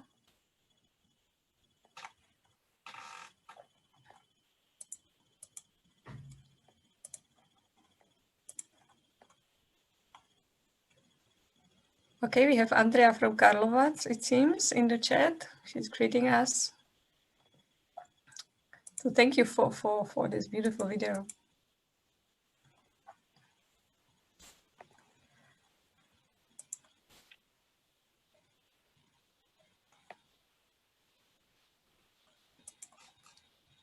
Okay, so let's continue, and I would like to give a floor to our dear guests from Globe Italy, Sandro Suti and Lorela Rigonat, and they have another contribution for this session. And I would like to say that Sandro Suti and Lorela Rigonat, they are from Lapter Crea Mantova, and they represent Globe Italy, the coordinators team of Globe Italy. And most of you met them last year in Trieste during our regional meeting, so you already know that the Italian Globe is very much focused on the topics of water quality, and many schools, they do the research on water, and all this is facilitated by Sandro, Lorela, and also Maria Pia and their colleagues. So Sandro, Lorela, please, you can start. And if you can keep your presentation up till, let's say, 6-7 minutes. Yes, of course, 7 minutes. I show the presentation. Start, Sandro. You see? Sorry? Yes, the presentation is on. Okay. It's okay. Sandro. Sorry. The presentation is about Rivers in Town, a Rio School project in Mantova. Well, a river is an added value for a town. You see beautiful towns and beautiful rivers here, because they have got a lot of history and beautiful building. And so, yes, it's true, a river is an added value for a town. This is Mantova. And you see the landscape, you see the skyline of Mantova, a medieval town with a lot of historical and masterpieces, important works. So we have a vision, not a dream, because the dream has been stolen by a young guy of the Czech Republic yesterday. So we had to change our title. We have a vision of a network. Is a River in Town Globe Europe or Asia School Network with any kind of exchange between schools and the network, common database and common action. Maybe a Rivers in Town Day, as is the World Water Day for everything. Mantova is a town in northern Italy. You see the River Mincio is touching her. River Mincio. Next slide, please. Oh, sorry. Mantova is surrounded by 3 lakes made by the River Mincio, the Upper Lake, Middle Lake, and Lower Lake. Between Upper Lake and the Middle Lake, there is a dam. The dam was built in the 12th century. In the same year, in the same year was built the Rio Canal, which crosses the town from north to south. We don't want to speak about Mincio River, but just about the Rio Canal. Thanks. The next, okay. Over the centuries, many buildings, nice buildings were built on the river, on the canal. You have just an example. This is the Pescherie di Giulio Romano, fishmongers of Giulio Romano. Really, it was the center of the life, this canal, with commercial trade and so on. Next, please. But over the centuries, a lot of buildings deteriorated. But fortunately, there is a foundation that is collecting money to restore these buildings. One of these is the Pescherie di Giulio Romano Foundation, and his president asks senior secondary schools in order to monitor the quality of the river, because it's not nice to restore a nice building and to have water of bad quality. So he had the suspect that the water of the canal was not nice. So he asked students of the senior secondary schools in Mantova, next. And the request was motivated by the fact that these schools has got a great experience. They have been monitoring rivers and lakes since 1977. So and it was invited, 2 senior high schools were invited together with 2 agencies, the Oil Protection Agency and the Environmental Protection Agency, to monitor together the quality of the river. A monitoring on the river had never been made, so it was the first time that school and agencies were monitoring this canal. Please. 8 sampling stations were decided, and the rest of history of the story, Lorello will tell you about it.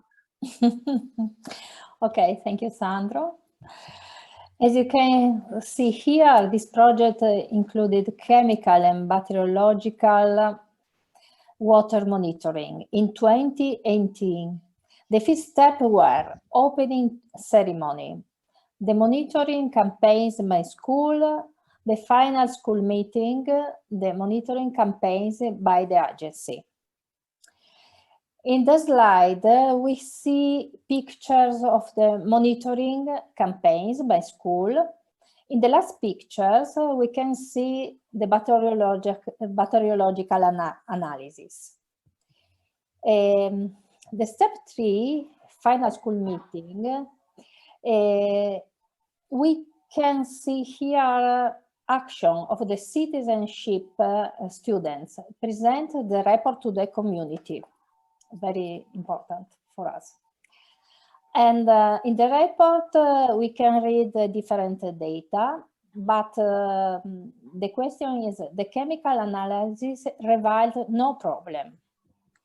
In Italy, and in particular in Rio, the problem is Escherichia coli. The chemical analysis revealed no problem, but bacteriological analysis revealed the problem. From the inlet to the outlet, the Escherichia coli amount increased a lot, if you see the red part of the, of course. The investigation by the agencies made in summer and in autumn, you can see here, 2018 confirmed the problem, the red part. In the meanwhile, LabTerCrea and the foundation decided to launch a more ambitious project, the Rio project, to bring the Rio back to take on a central role in city life, determining its cultural, functional, environmental enhancement and recovery. The municipality of Mantova approves the proposal, and a panel of stakeholders discuss and to implement it. The Rio panel is presented to citizens on March 29, 28 in the municipal council hall. Here you can see the goals of the new project, involving not only scientific investigation, but also cultural, social, hydraulic, and environmental remediation ones. Schools can contribute with other many different ways, as shown here. And now I pass the conclusion to Sandro. Yes, this presentation is an abstract of a very big presentation with more than 100 slides with all the data. So if you are interested in it, please send an email. But we want to say that the conclusion of history is this one. A restoration project of historical monument on Rio leads to a school project, and this catalyzes a water quality monitoring project. This in turn is another catalyzer of a project for the community. Those is, I think, an example of how schools can interact with the community to bring together the heaviness of the changement of their environment. So school can change the environment together with the community. So thank you for your attention. And this is our dream, our vision. Yes. Any kind of exchange between school and network, a common database and common action. We would like to discuss with you about this possibility, because there are a lot of cities with a lot of rivers, a lot of beautiful cities, a lot of beautiful rivers and schools with a lot of story that could be connected and could interact, not only on a scientific level, but only on maybe just a touristic way, no? Maybe if we receive some class from the outside, our student could make a touristic level on the River Rio, touristic path on the River Rio, and explain everything. So we invite you to discuss this story, maybe in a Zoom meeting that we could decide to plan somehow, somewhere. Thank you. Thank you. Thank you, Lorella. Thank you, Sandro. That was really a beautiful example of how community and the students and teachers and also the history, they all can get connected in one place for the benefit of the environment and especially the water quality in Mantova. And we have some time for questions. So is there anyone who would like to ask a question regarding this project, or is there someone who has similar experience from your town or city where you have a river, which is an important symbol, perhaps even if you're of your place?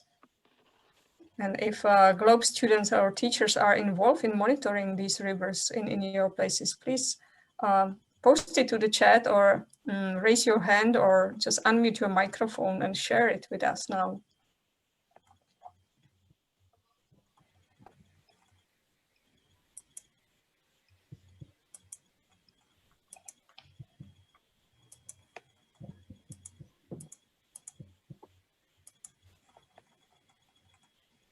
So who will share? Bara, this is Tony. I was yes, just Tony. wondering if the presentation that Sandro mentioned, the really long one, could be added to the Italy GLOBE page for people to download if they wanted to do that, rather than emailing you, Sandro, if that would be easier to do that.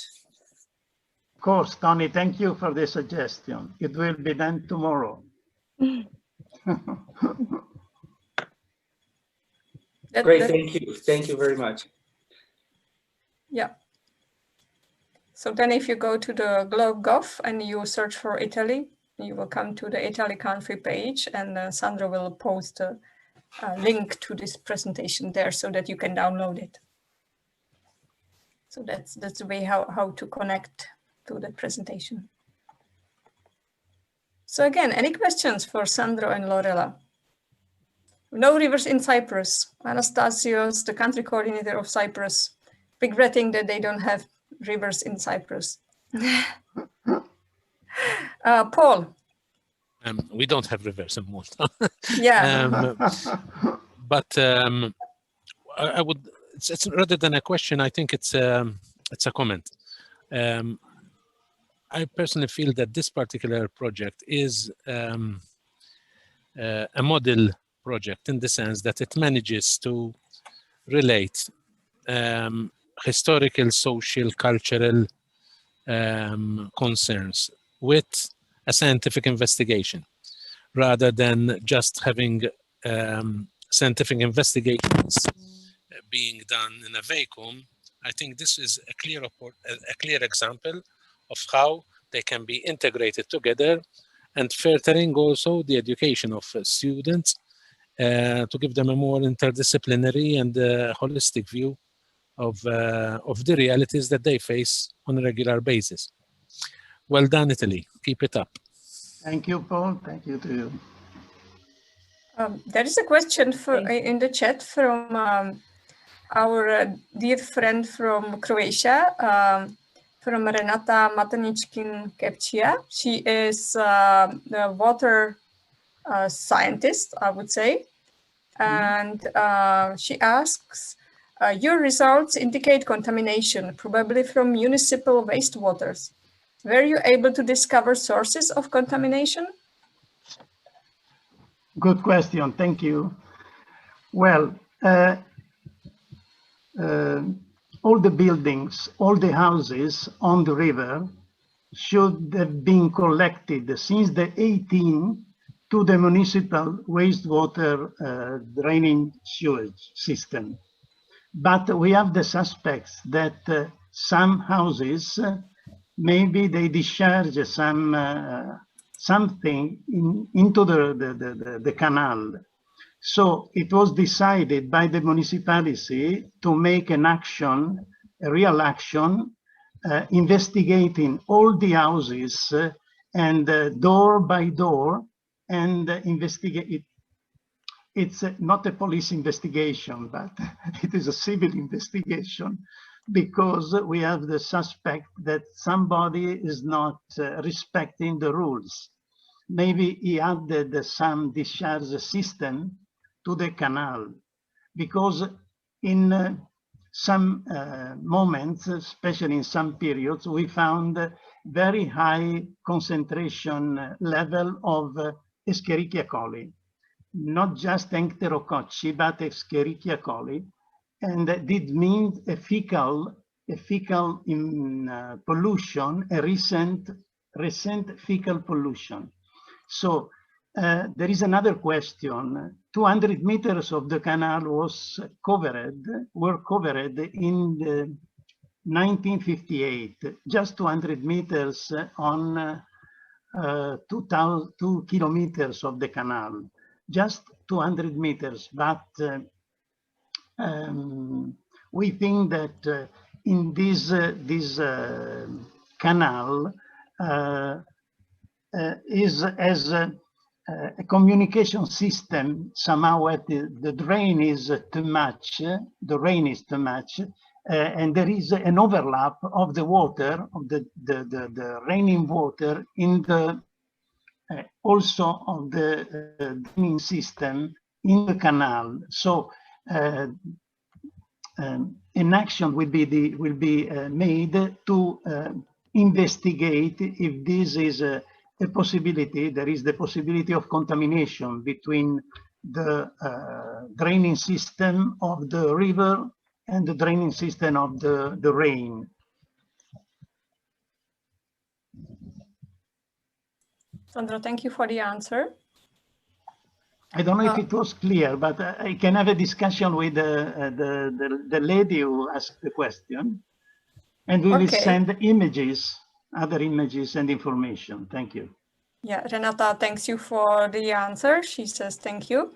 And Renata will be actually our guest speaker also for the science coffee sessions that we have tomorrow. So this is also invitation from me to that session. And there is one more post in chat from, again, from the teachers on Croatia, that they presented physical, chemical, and biological characteristic of streams, of the water of streams in Zagreb. And it was a mutual project with the Gymnasium Zagreb and the Globe team and mentor Professor Janja Anicic. And there is a link to that project. So you can go to the chat later on or now and to download it if you want to see it. Thank you. So it's there. Okay, so thank you both for the presentation and for also answering the questions. And I would like to now ask all the participants if we can just make a poll, but in a different way than we did before.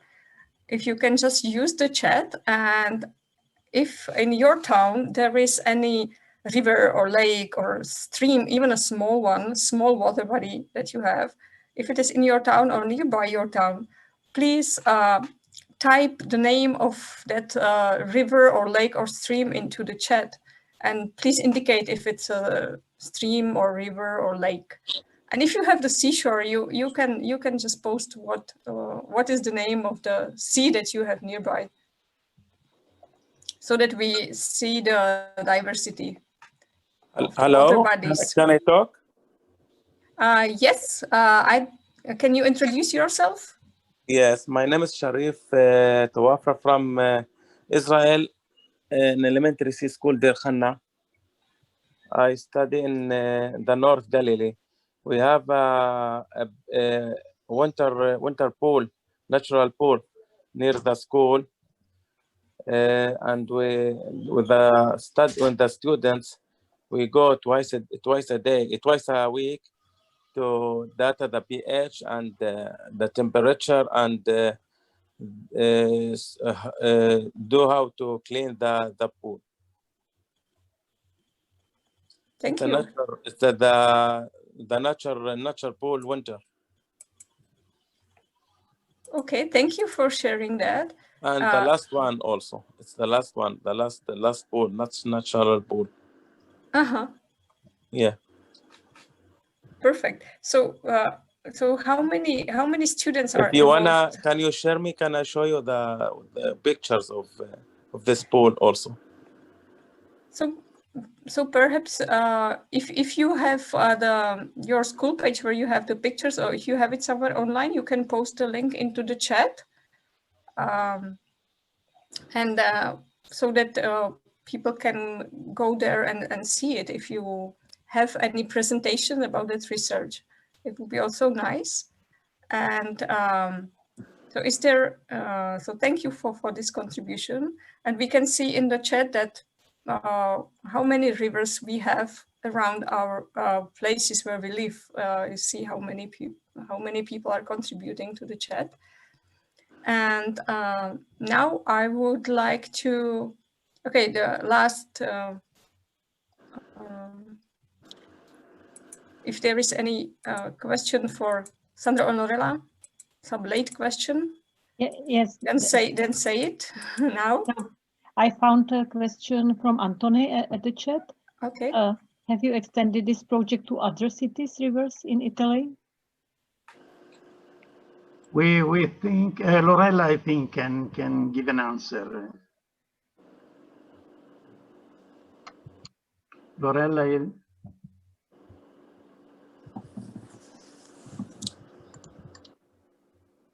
Yes.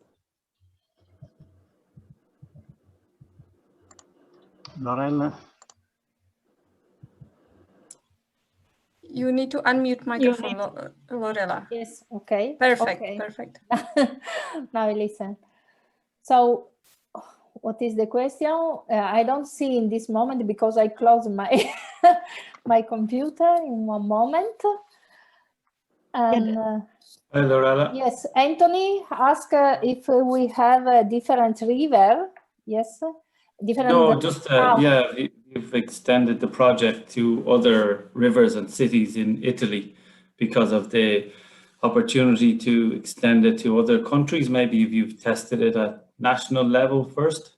Yes, we propose a national level, but some different schools of Dada work, for example, in our region, in the northeast of Italy, and studied Tagliamento River, and in some parts passed through town, and another 2 or 3 river, a national level for work with us in this moment. Oh, if I can add something to Tony's the answer is that this was possible. This collaboration between schools and the community was possible because we started monitoring rivers in 1977. So this community, the school community, because there are a lot of schools investigating rivers, like in Progetto Mincio. I didn't want to speak about Progetto Mincio because I'm talking about it since 1990.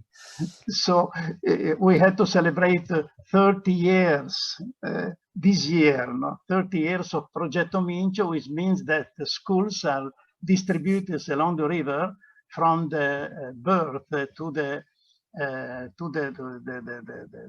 river Po, 72 kilometers in 12 stations, sampling stations, since 1990. So we have got a reputation, schools have got a reputation in this topic.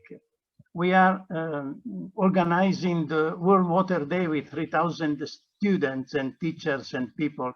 We talked about it last year in Trieste. Since the 12, so it's 20 years that we organized it. So the community of schools investigating rivers is very popular. We have got a reputation. The school have got teachers, school students has got a reputation. Not at first, but now yes. So we can usually collaborate with our community, with our institution, agencies of earth and environment protection. This is why you have to, not in all cities, you can find this kind of situation. Maybe you can find it in Friuli where Lorella works, because there are a lot of schools, they organize the Earth Day, they organize at school on a river. I don't know what kind of edition it has to be this year, but it's a long story. And this allows us to share activities with them. We are involved in a lot of projects of the community. This is why we can present this project. This is the youngest project we are managing because it's got just 2 years. And maybe it will be made next year. Even there is no possibility for the schools to go in the outside because our schools are partly at home, partly on remote. But it will be done because some teachers will go to the sampling sites, will make samples, will bring samples to school, and at the school students will monitor the river. I don't know if the explication is satisfying you. Yes, thank you, Sandro. Yeah, good demonstration there of your network of schools. Say similar in Ireland with the air quality campaign, the same schools year on year building up the data and the connection through GLOBE. Can I ask one final question if there's no others? Just there is no one. Yeah, go ahead, Anthony, and I will just ask Sandro Lorella for a short answer. Does it work in rural areas with schools that aren't necessarily in a city, or could it be adapted for that? Oh yes, it will be adapted in small villages. In small villages, you can improve the area of small villages, but the problem is that they can activate a relationship with the community, with parents, with technicians, with university, because we are working with universities and they are helping us a lot. Maybe we made a project 2 years ago using satellite images with the University of Milan. So there are a lot of interaction, and I think that also in small cities, in small towns, the project could be done. Thank you. So sounds very positive. Well done. Thank you. And now we shall move from Italy to Croatia. I sent you the. I sent you the link of the. Oh, thank you. Yeah, it's in the chat. Yes. This natural pond. From Deir Hana, Israel. Yeah, Israel. Thank you so much. Thank you. So we went to Israel for a moment, and now we go to Croatia. And I would like to invite the team from Omiš. I believe there should be teachers and also students who would be presenting. Is it so? Do we have Ivica? Yes, we are here. Hello. Okay, hello. And do you want to introduce yourself, where you are, and anything you want to say in the beginning? Yes, hello everyone. My name is Ivica Štrbac and I'm the GLOB teacher in our primary school in Omiš. With me is Tamara, is also the GLOB teacher, and our students is also here. And can we share our presentation now? Or Bara? Yes, you can share it. Please try to do that from.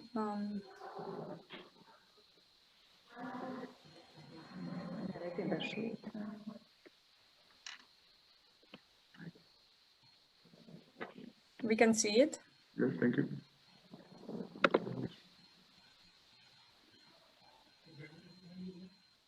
So, hello everyone, once again. I'm sorry that today we are not all together in our city of Omiš and that we cannot see each other because of the global pandemic. But I also hope that in the future we will have the opportunity to host you in our city. Dibara and Dana give us that promise, so we hope so.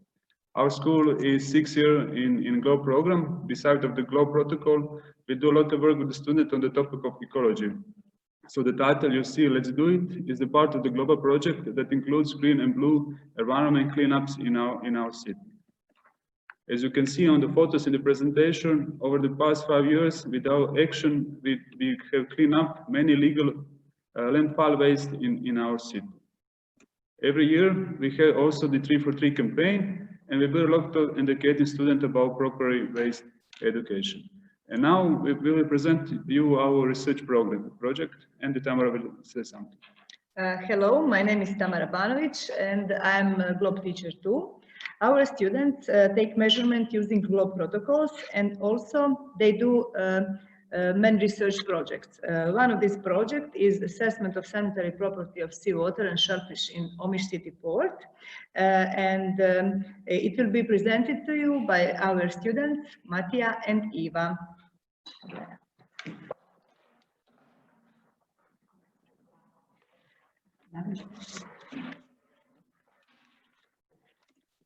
Hello, my name is Matija. Omiš is a place where the river Cetina pours into the sea.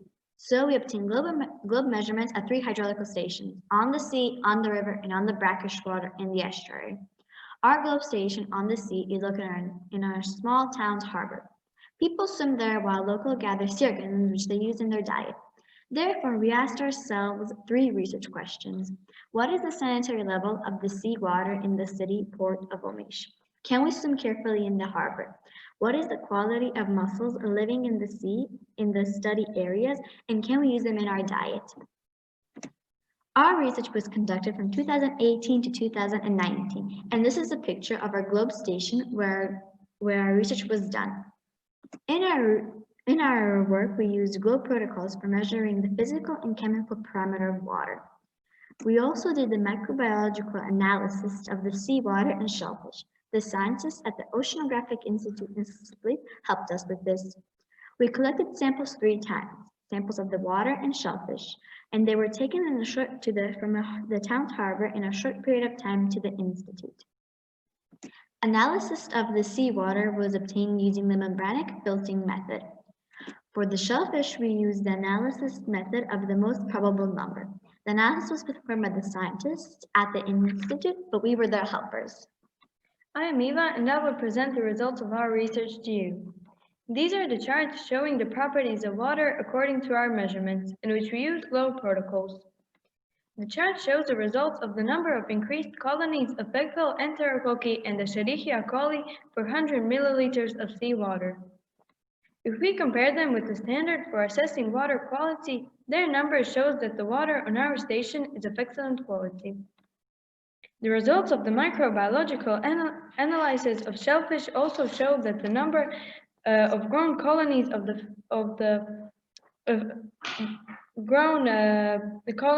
bacterium Escherichia coli is less than 100, and the shellfish is also sanitary in terms of quality. This chart shows us the number is always higher in shellfish than in free seawater. These are the results of the influence of the temperature on the accumulation of E. coli in shellfish. Our conclusions are the following. The parameters determined by the GLOBE protocols are uniform and within normal limits. Our results show excellent quality of the water and shellfish in the city port. The number of bacteria is multiple in the body of shellfish compared to the sea and proportionately increased. In order to eat shellfish safely, our research should also be continued during the summer as higher temperatures could affect the increasing in bacteria. Systematic control of marine and marine pollution is important for an ecological and health point of view. We hope that our research has helped in it.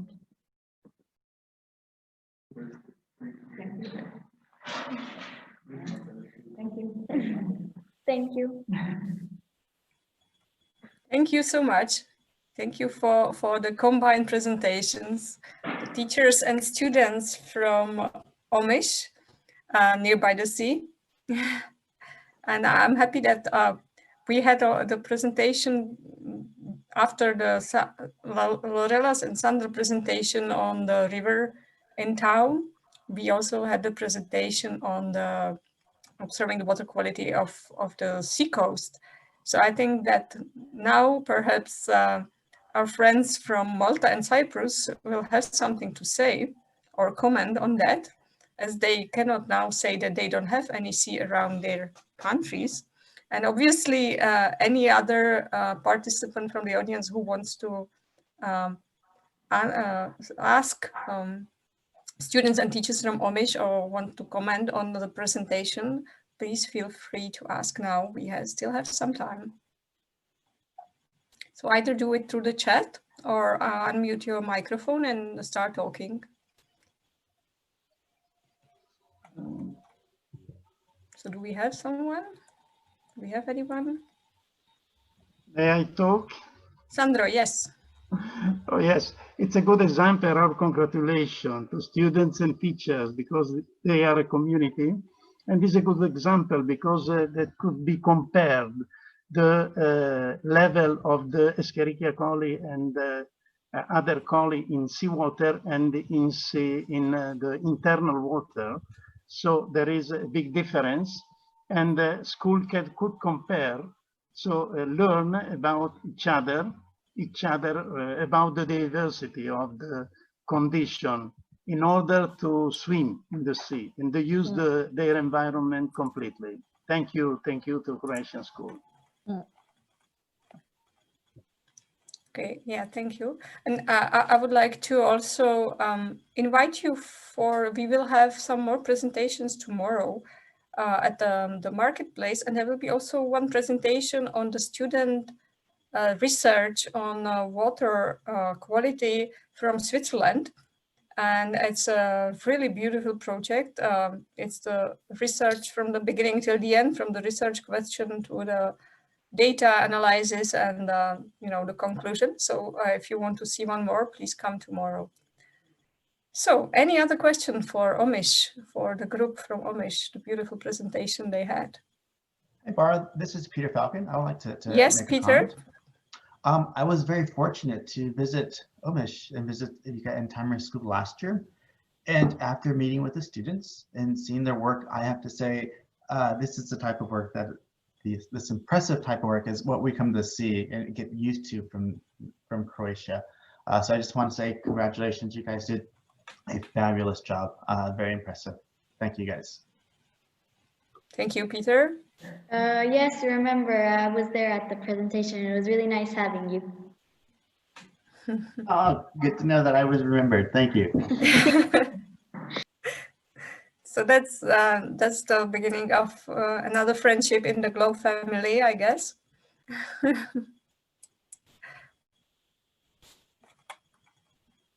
So any other question?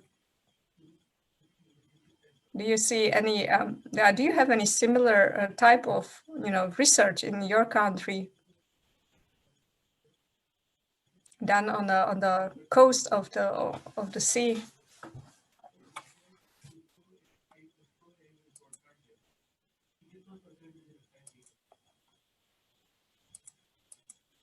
Okay, we don't hear anybody.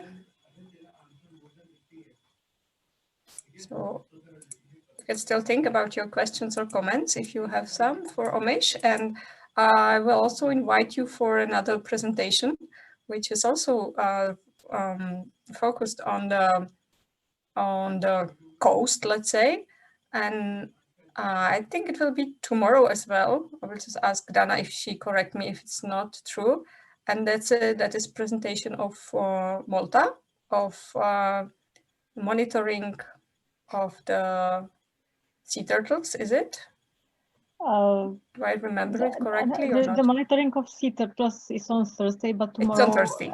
But tomorrow is also it's another. Yeah, Ramona is here. Ramona is here. Okay, Ramona, can you make a teaser for your water-related presentations? Yes, tomorrow I will be presenting the investigation we carried out in Gozo with the students, year 7 and year 8 students, where we investigated the effects of marine litter on seawater temperature and the pH level of seawater. And it was quite an interesting investigation. In fact, tomorrow I will be sharing all the information, how it started with an outdoor classroom activity, where in fact the students collected the data, and then we carried out a litter survey and did a cleanup, and then once we went back at school, the students came up with the idea to investigate if all this litter, this plastic litter, is causing an effect on seawater conditions. And from there, it started a really interesting investigation. And in fact, this year, we will be linking what we discovered from this investigation. We will be analyzing if the microplastics which we find in the sand is again affecting the ecosystems, because as I said, this year we had lots of turtle nesting in Gozo. We did we collected data, and we will be using this data to check if these microplastics are affecting the temperature and eventually the sex of turtles, because we know that the sex of turtles is determined by the sand temperature. So we will be going in that detail as well. We will be investigating that idea as well. Thank you for the details, Ramona. You're welcome. Tomorrow morning, tomorrow and also on Thursday, we will have some more examples of hydrology, let's say, projects on water monitoring. Because in Malta, as Paul said, we don't have any rivers. Water bodies are very limited. We are a very dry country, but we are surrounded by the Mediterranean Sea. So we focused our protocol hydrology, of course, using the Mediterranean Sea. Thank you. Thank you. So one last call for a question or comment to the presentation of Omish.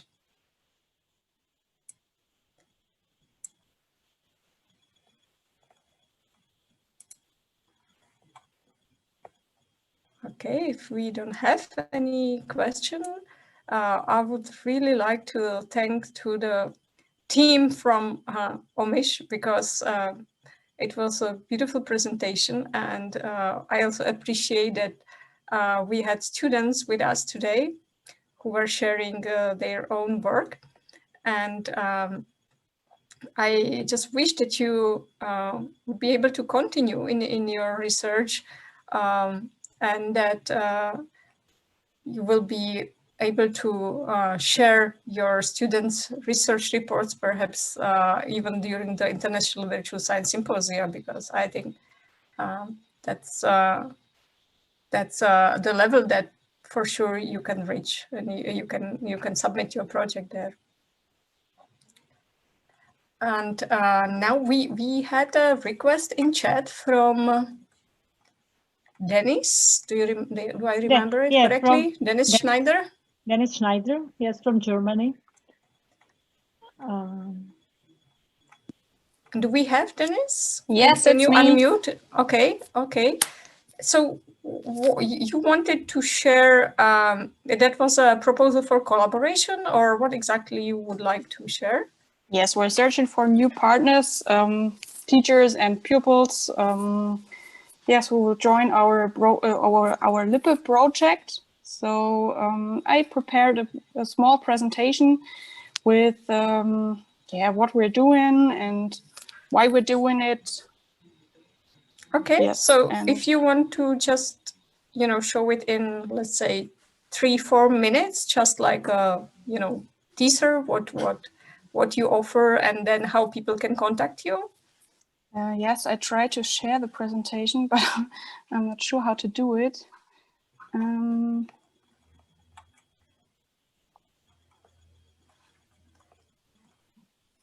You first need to open the slides on your computer, and then click on that green share screen button that you have in Zoom, and then choose the window with the presentation.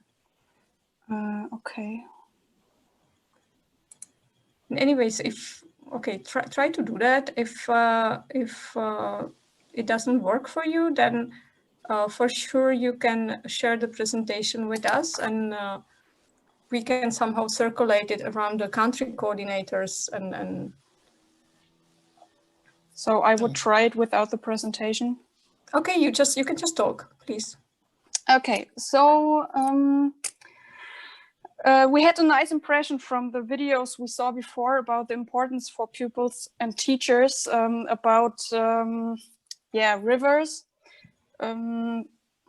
Okay, I start with the Lippe project. We work in Germany on the Lippe project. The Lippe is a tributary river to the Rhine, and the question is it simply a tributary river? So I want to tell you something about the importance for pupils and teachers, something like it's a habitat for different animals and plants. You can go paddling, swimming, fishing, and other leisure activities. It offers a relaxation. Teachers use it for practical experience around the ecosystem river. We have a connection to the curriculum. And yes, we have the possibility to work with real objects. We're close to nature, and we have an economical importance, and so on. So our goals with this project are to collect and evaluate data, especially about the water quality, land cover, and phenology, and upload it to the GLOBE website. And another point is the worldwide communication and exchange about experiences, observations, results. This works via e-twinning. We have an active e-twinning classroom with members from Croatia, from Macedonia, and Czech Republic, and so on. So you're all invited to join us. We're searching now for more partners. Like I said, more people, more teachers. So if you're interested, yes, please contact us. Yes, that's it. Okay, thank you, Dennis. So do you want to, how do you want people to contact you? Do you want them to write to chat now, or do you want to provide some contact directly to yes, you, or to, I guess that this is connected with Anna from Globe Deutschland, right? Yeah. Do we have Anna also with us? Mm-hmm. Anna is still with us, or? She has problems with her microphone. Okay, perfect. But she's there. So if you want to, you can contact us via chat or the country coordinator, Anna. Perfect. This would be great. So I'm sure that you will find some new partners through Globe. Thank you. And yeah, I think we already heard from Anna about this collaboration, which is already going on and which can be even broader, which can involve even more schools. So thank you for reminding that. And Bara, if I yes, may add, Ramona, please. I also linked Globe with eTwinning. In fact, maybe I can contact her. I would like to collaborate with her, because this marine investigation I was speaking about before, we also linked it with the eTwinning project, where schools from Italy and even from Turkey, they used the Globe protocols. When we did the outdoor classroom activity, we carried out the same activities. They collected data, and they started even using the Globe Observer app. So through eTwinning, we managed also to link it with the Globe program. Thank you. Thank you for reminding this, Ramona. Yes, eTwinning definitely for our region is something which is a good opportunity for schools to do projects together. Yeah, exactly. Collaboration between schools. Yeah. Perfect. And so these were the presentations or examples of how we work around the water quality topics in Globe, in our region. And I would like to, we still have like 5, perhaps 10, 8 minutes.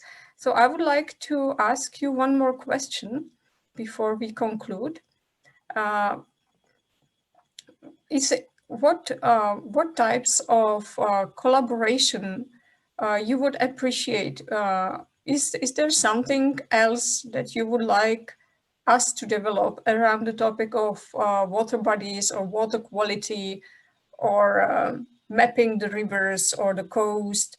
Something which perhaps already exists in Globe, but it's not that widely, used.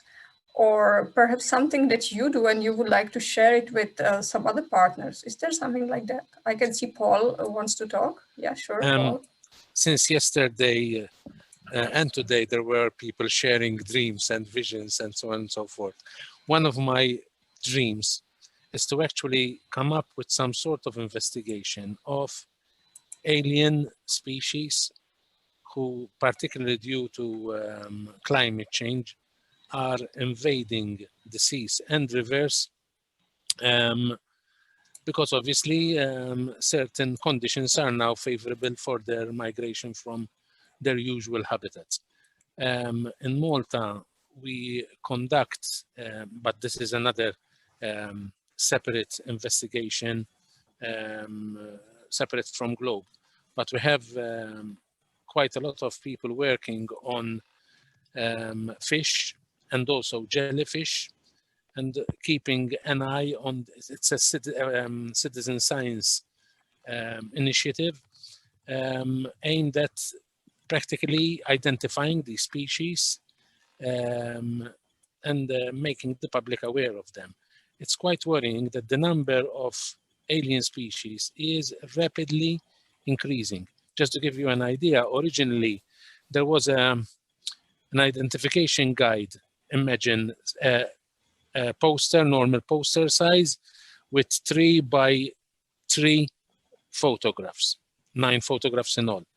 Now, this poster has evolved into a 15 by 15 list of species, photographs of species, which are alien. So maybe it could be, if we are looking into parameters of water bodies like temperatures, pH, I think this is something which is quite well related to climate change, and also it shows the impact of physical features on biota. That was a nice contribution. Yeah. So I remember that we had this the topic of the alliance species. Actually, we heard about that from other country coordinators as well. There was a presentation in Trieste on there was also, yes.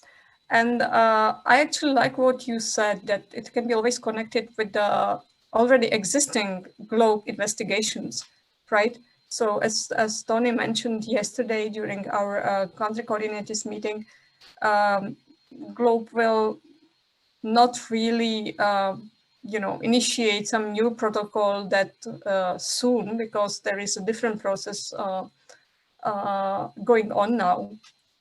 And it's a quite complicated thing to introduce a new protocol into the GLOBE program. But still, if you have a topic that you want to do and which is not part of GLOBE, like the invasive species in the sea, you can always connect it to already existing investigations or protocols that we have in GLOBE.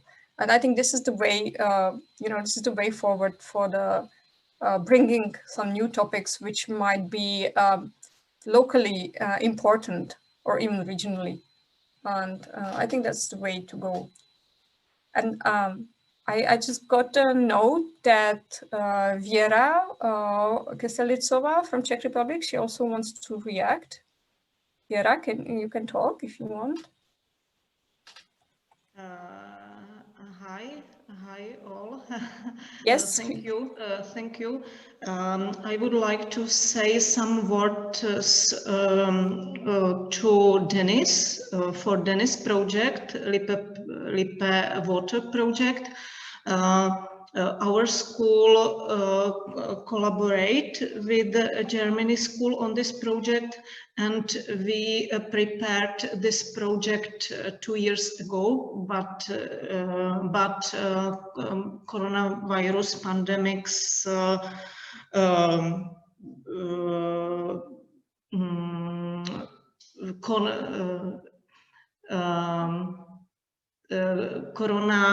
corona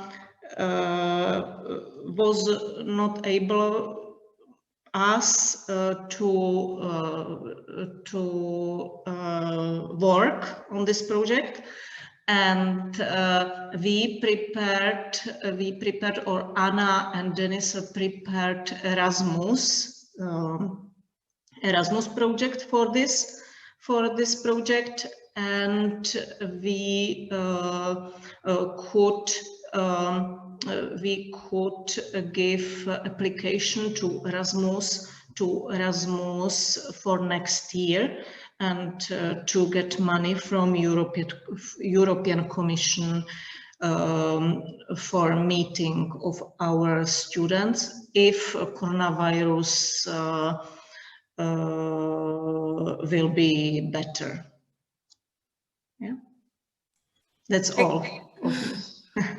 Yeah, thank you for mentioning that. Yes, so we already have more than one people who is who is within this project that Denis was presenting or was talking about. And I just want to point out or mention to the people who are not from our region that the Erasmus Plus project is the funding scheme of European Commission that allows schools to make networks around, some temporary networks, and get funding for mutual learning and collaboration on any topic that they select. And it's a great opportunity for our schools in our region to actually connect, to write the proposal together and to get funding if they are selected. So thank you for this. And we are coming, I think, to the close of the session and of today's program. And just the last opportunity, if someone wants to comment, talk, or ask questions, please do it now.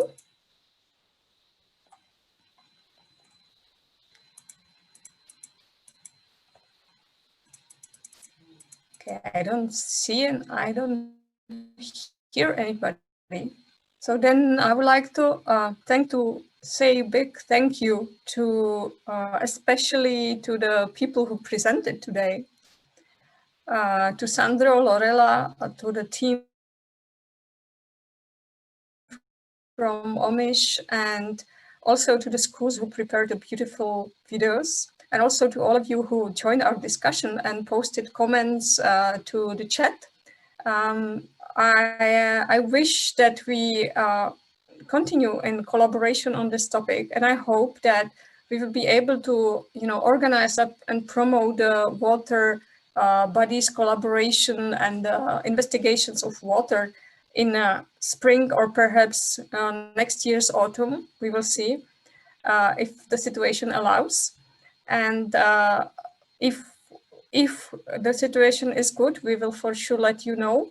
There will be some more details about that on the GLOBE website, and I am looking forward to see many participants for that initiative in the future. And now I think it's the time for wrap up and for the overview for tomorrow. Okay, thank you, Bara.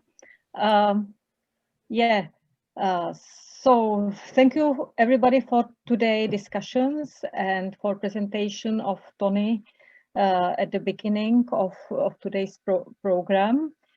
If you have any questions, you can still post it at the online form. Maybe we can put to the chat. I will share. I will put it to the chat. You will put it to the chat. And we can come back to your questions on Thursday at the end of our meeting. We will have Tony, Lind, and we will be there with Bara and Lenka.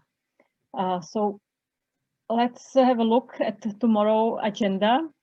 The first part is marketplace, when we have really beautiful presentations of teachers tomorrow. The topic is about collaboration and environmental awareness. So we really invite you to be there and see and watch the presentations. We have also some more videos prepared. So that's for the first part. And after the break, we will meet with scientists at the GLOBE Science Cafe. Today we had a chance to meet one of the scientists, Renata from Croatia, and there will be 4 more scientists. And at the end, we will have a session about trainers and mentor trainers certification. Diana will lead us through this, so we will know everything, what to do now and how to become a trainer if we want to be trainer and serve in this role. So that's for tomorrow. Also, we'd like to give you information that we will share all the presentations and videos and this recordings. We will upload it and send you a link where you can find it. So don't worry, you will get this info. So, and any questions at this moment? Still no questions? So if no questions at this moment, tomorrow we will meet at the same link as today. So you have it in your emails. And finally, we have one video for you to play. It's a video from Croatia. It's from secondary school Mate Blažine Labin. And so it's such a nice end for today. So enjoy the video, enjoy the evening, and see you tomorrow.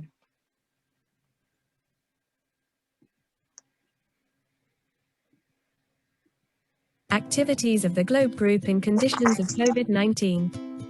Celebration of the World Water Day. Third grade high school students led a one-line discussion on this year's theme of World Water Day, Water and Climate Change, which refers to the consideration and solution of global problems of the global water crisis, which is inextricably linked to climate change. Any delay in adapting to climate change is as dangerous as denying the existence of a climate crisis. We are witnessing extreme weather conditions that make water even more inaccessible and polluted. The integration and coordination of different sectors must not depend on national borders. The most important thing is to enable safe and sustainable water management. The crown of that discussion was the painting of the student Maria Lalovic. Earth Day 2020 and the 25th anniversary of Globe were marked by students under unusual school circumstances, with distance learning. Students created images in various digital tools on the topic of climate change and the 25th anniversary of Globe. For the first time around the world, both anniversaries were marked online, so the paintings are small works of art by our students. You can also report disposed waste. Students have registered and reported 40 locations in the Laban region. Congratulations, Globe at Nighters. We have surpassed 20,000 measurements this year. Keep up the good work. Let's shoot for 25,000 by the end of the year. Cities to be commended for the highest number of measurements so far are Laban, Croatia, Tokyo, Japan, Seattle, Washington, USA and Montevideo. Many thanks. World Environment Day, the students had the task to watch a video of their choice on Earth School and to write a message related to environmental protection based on it.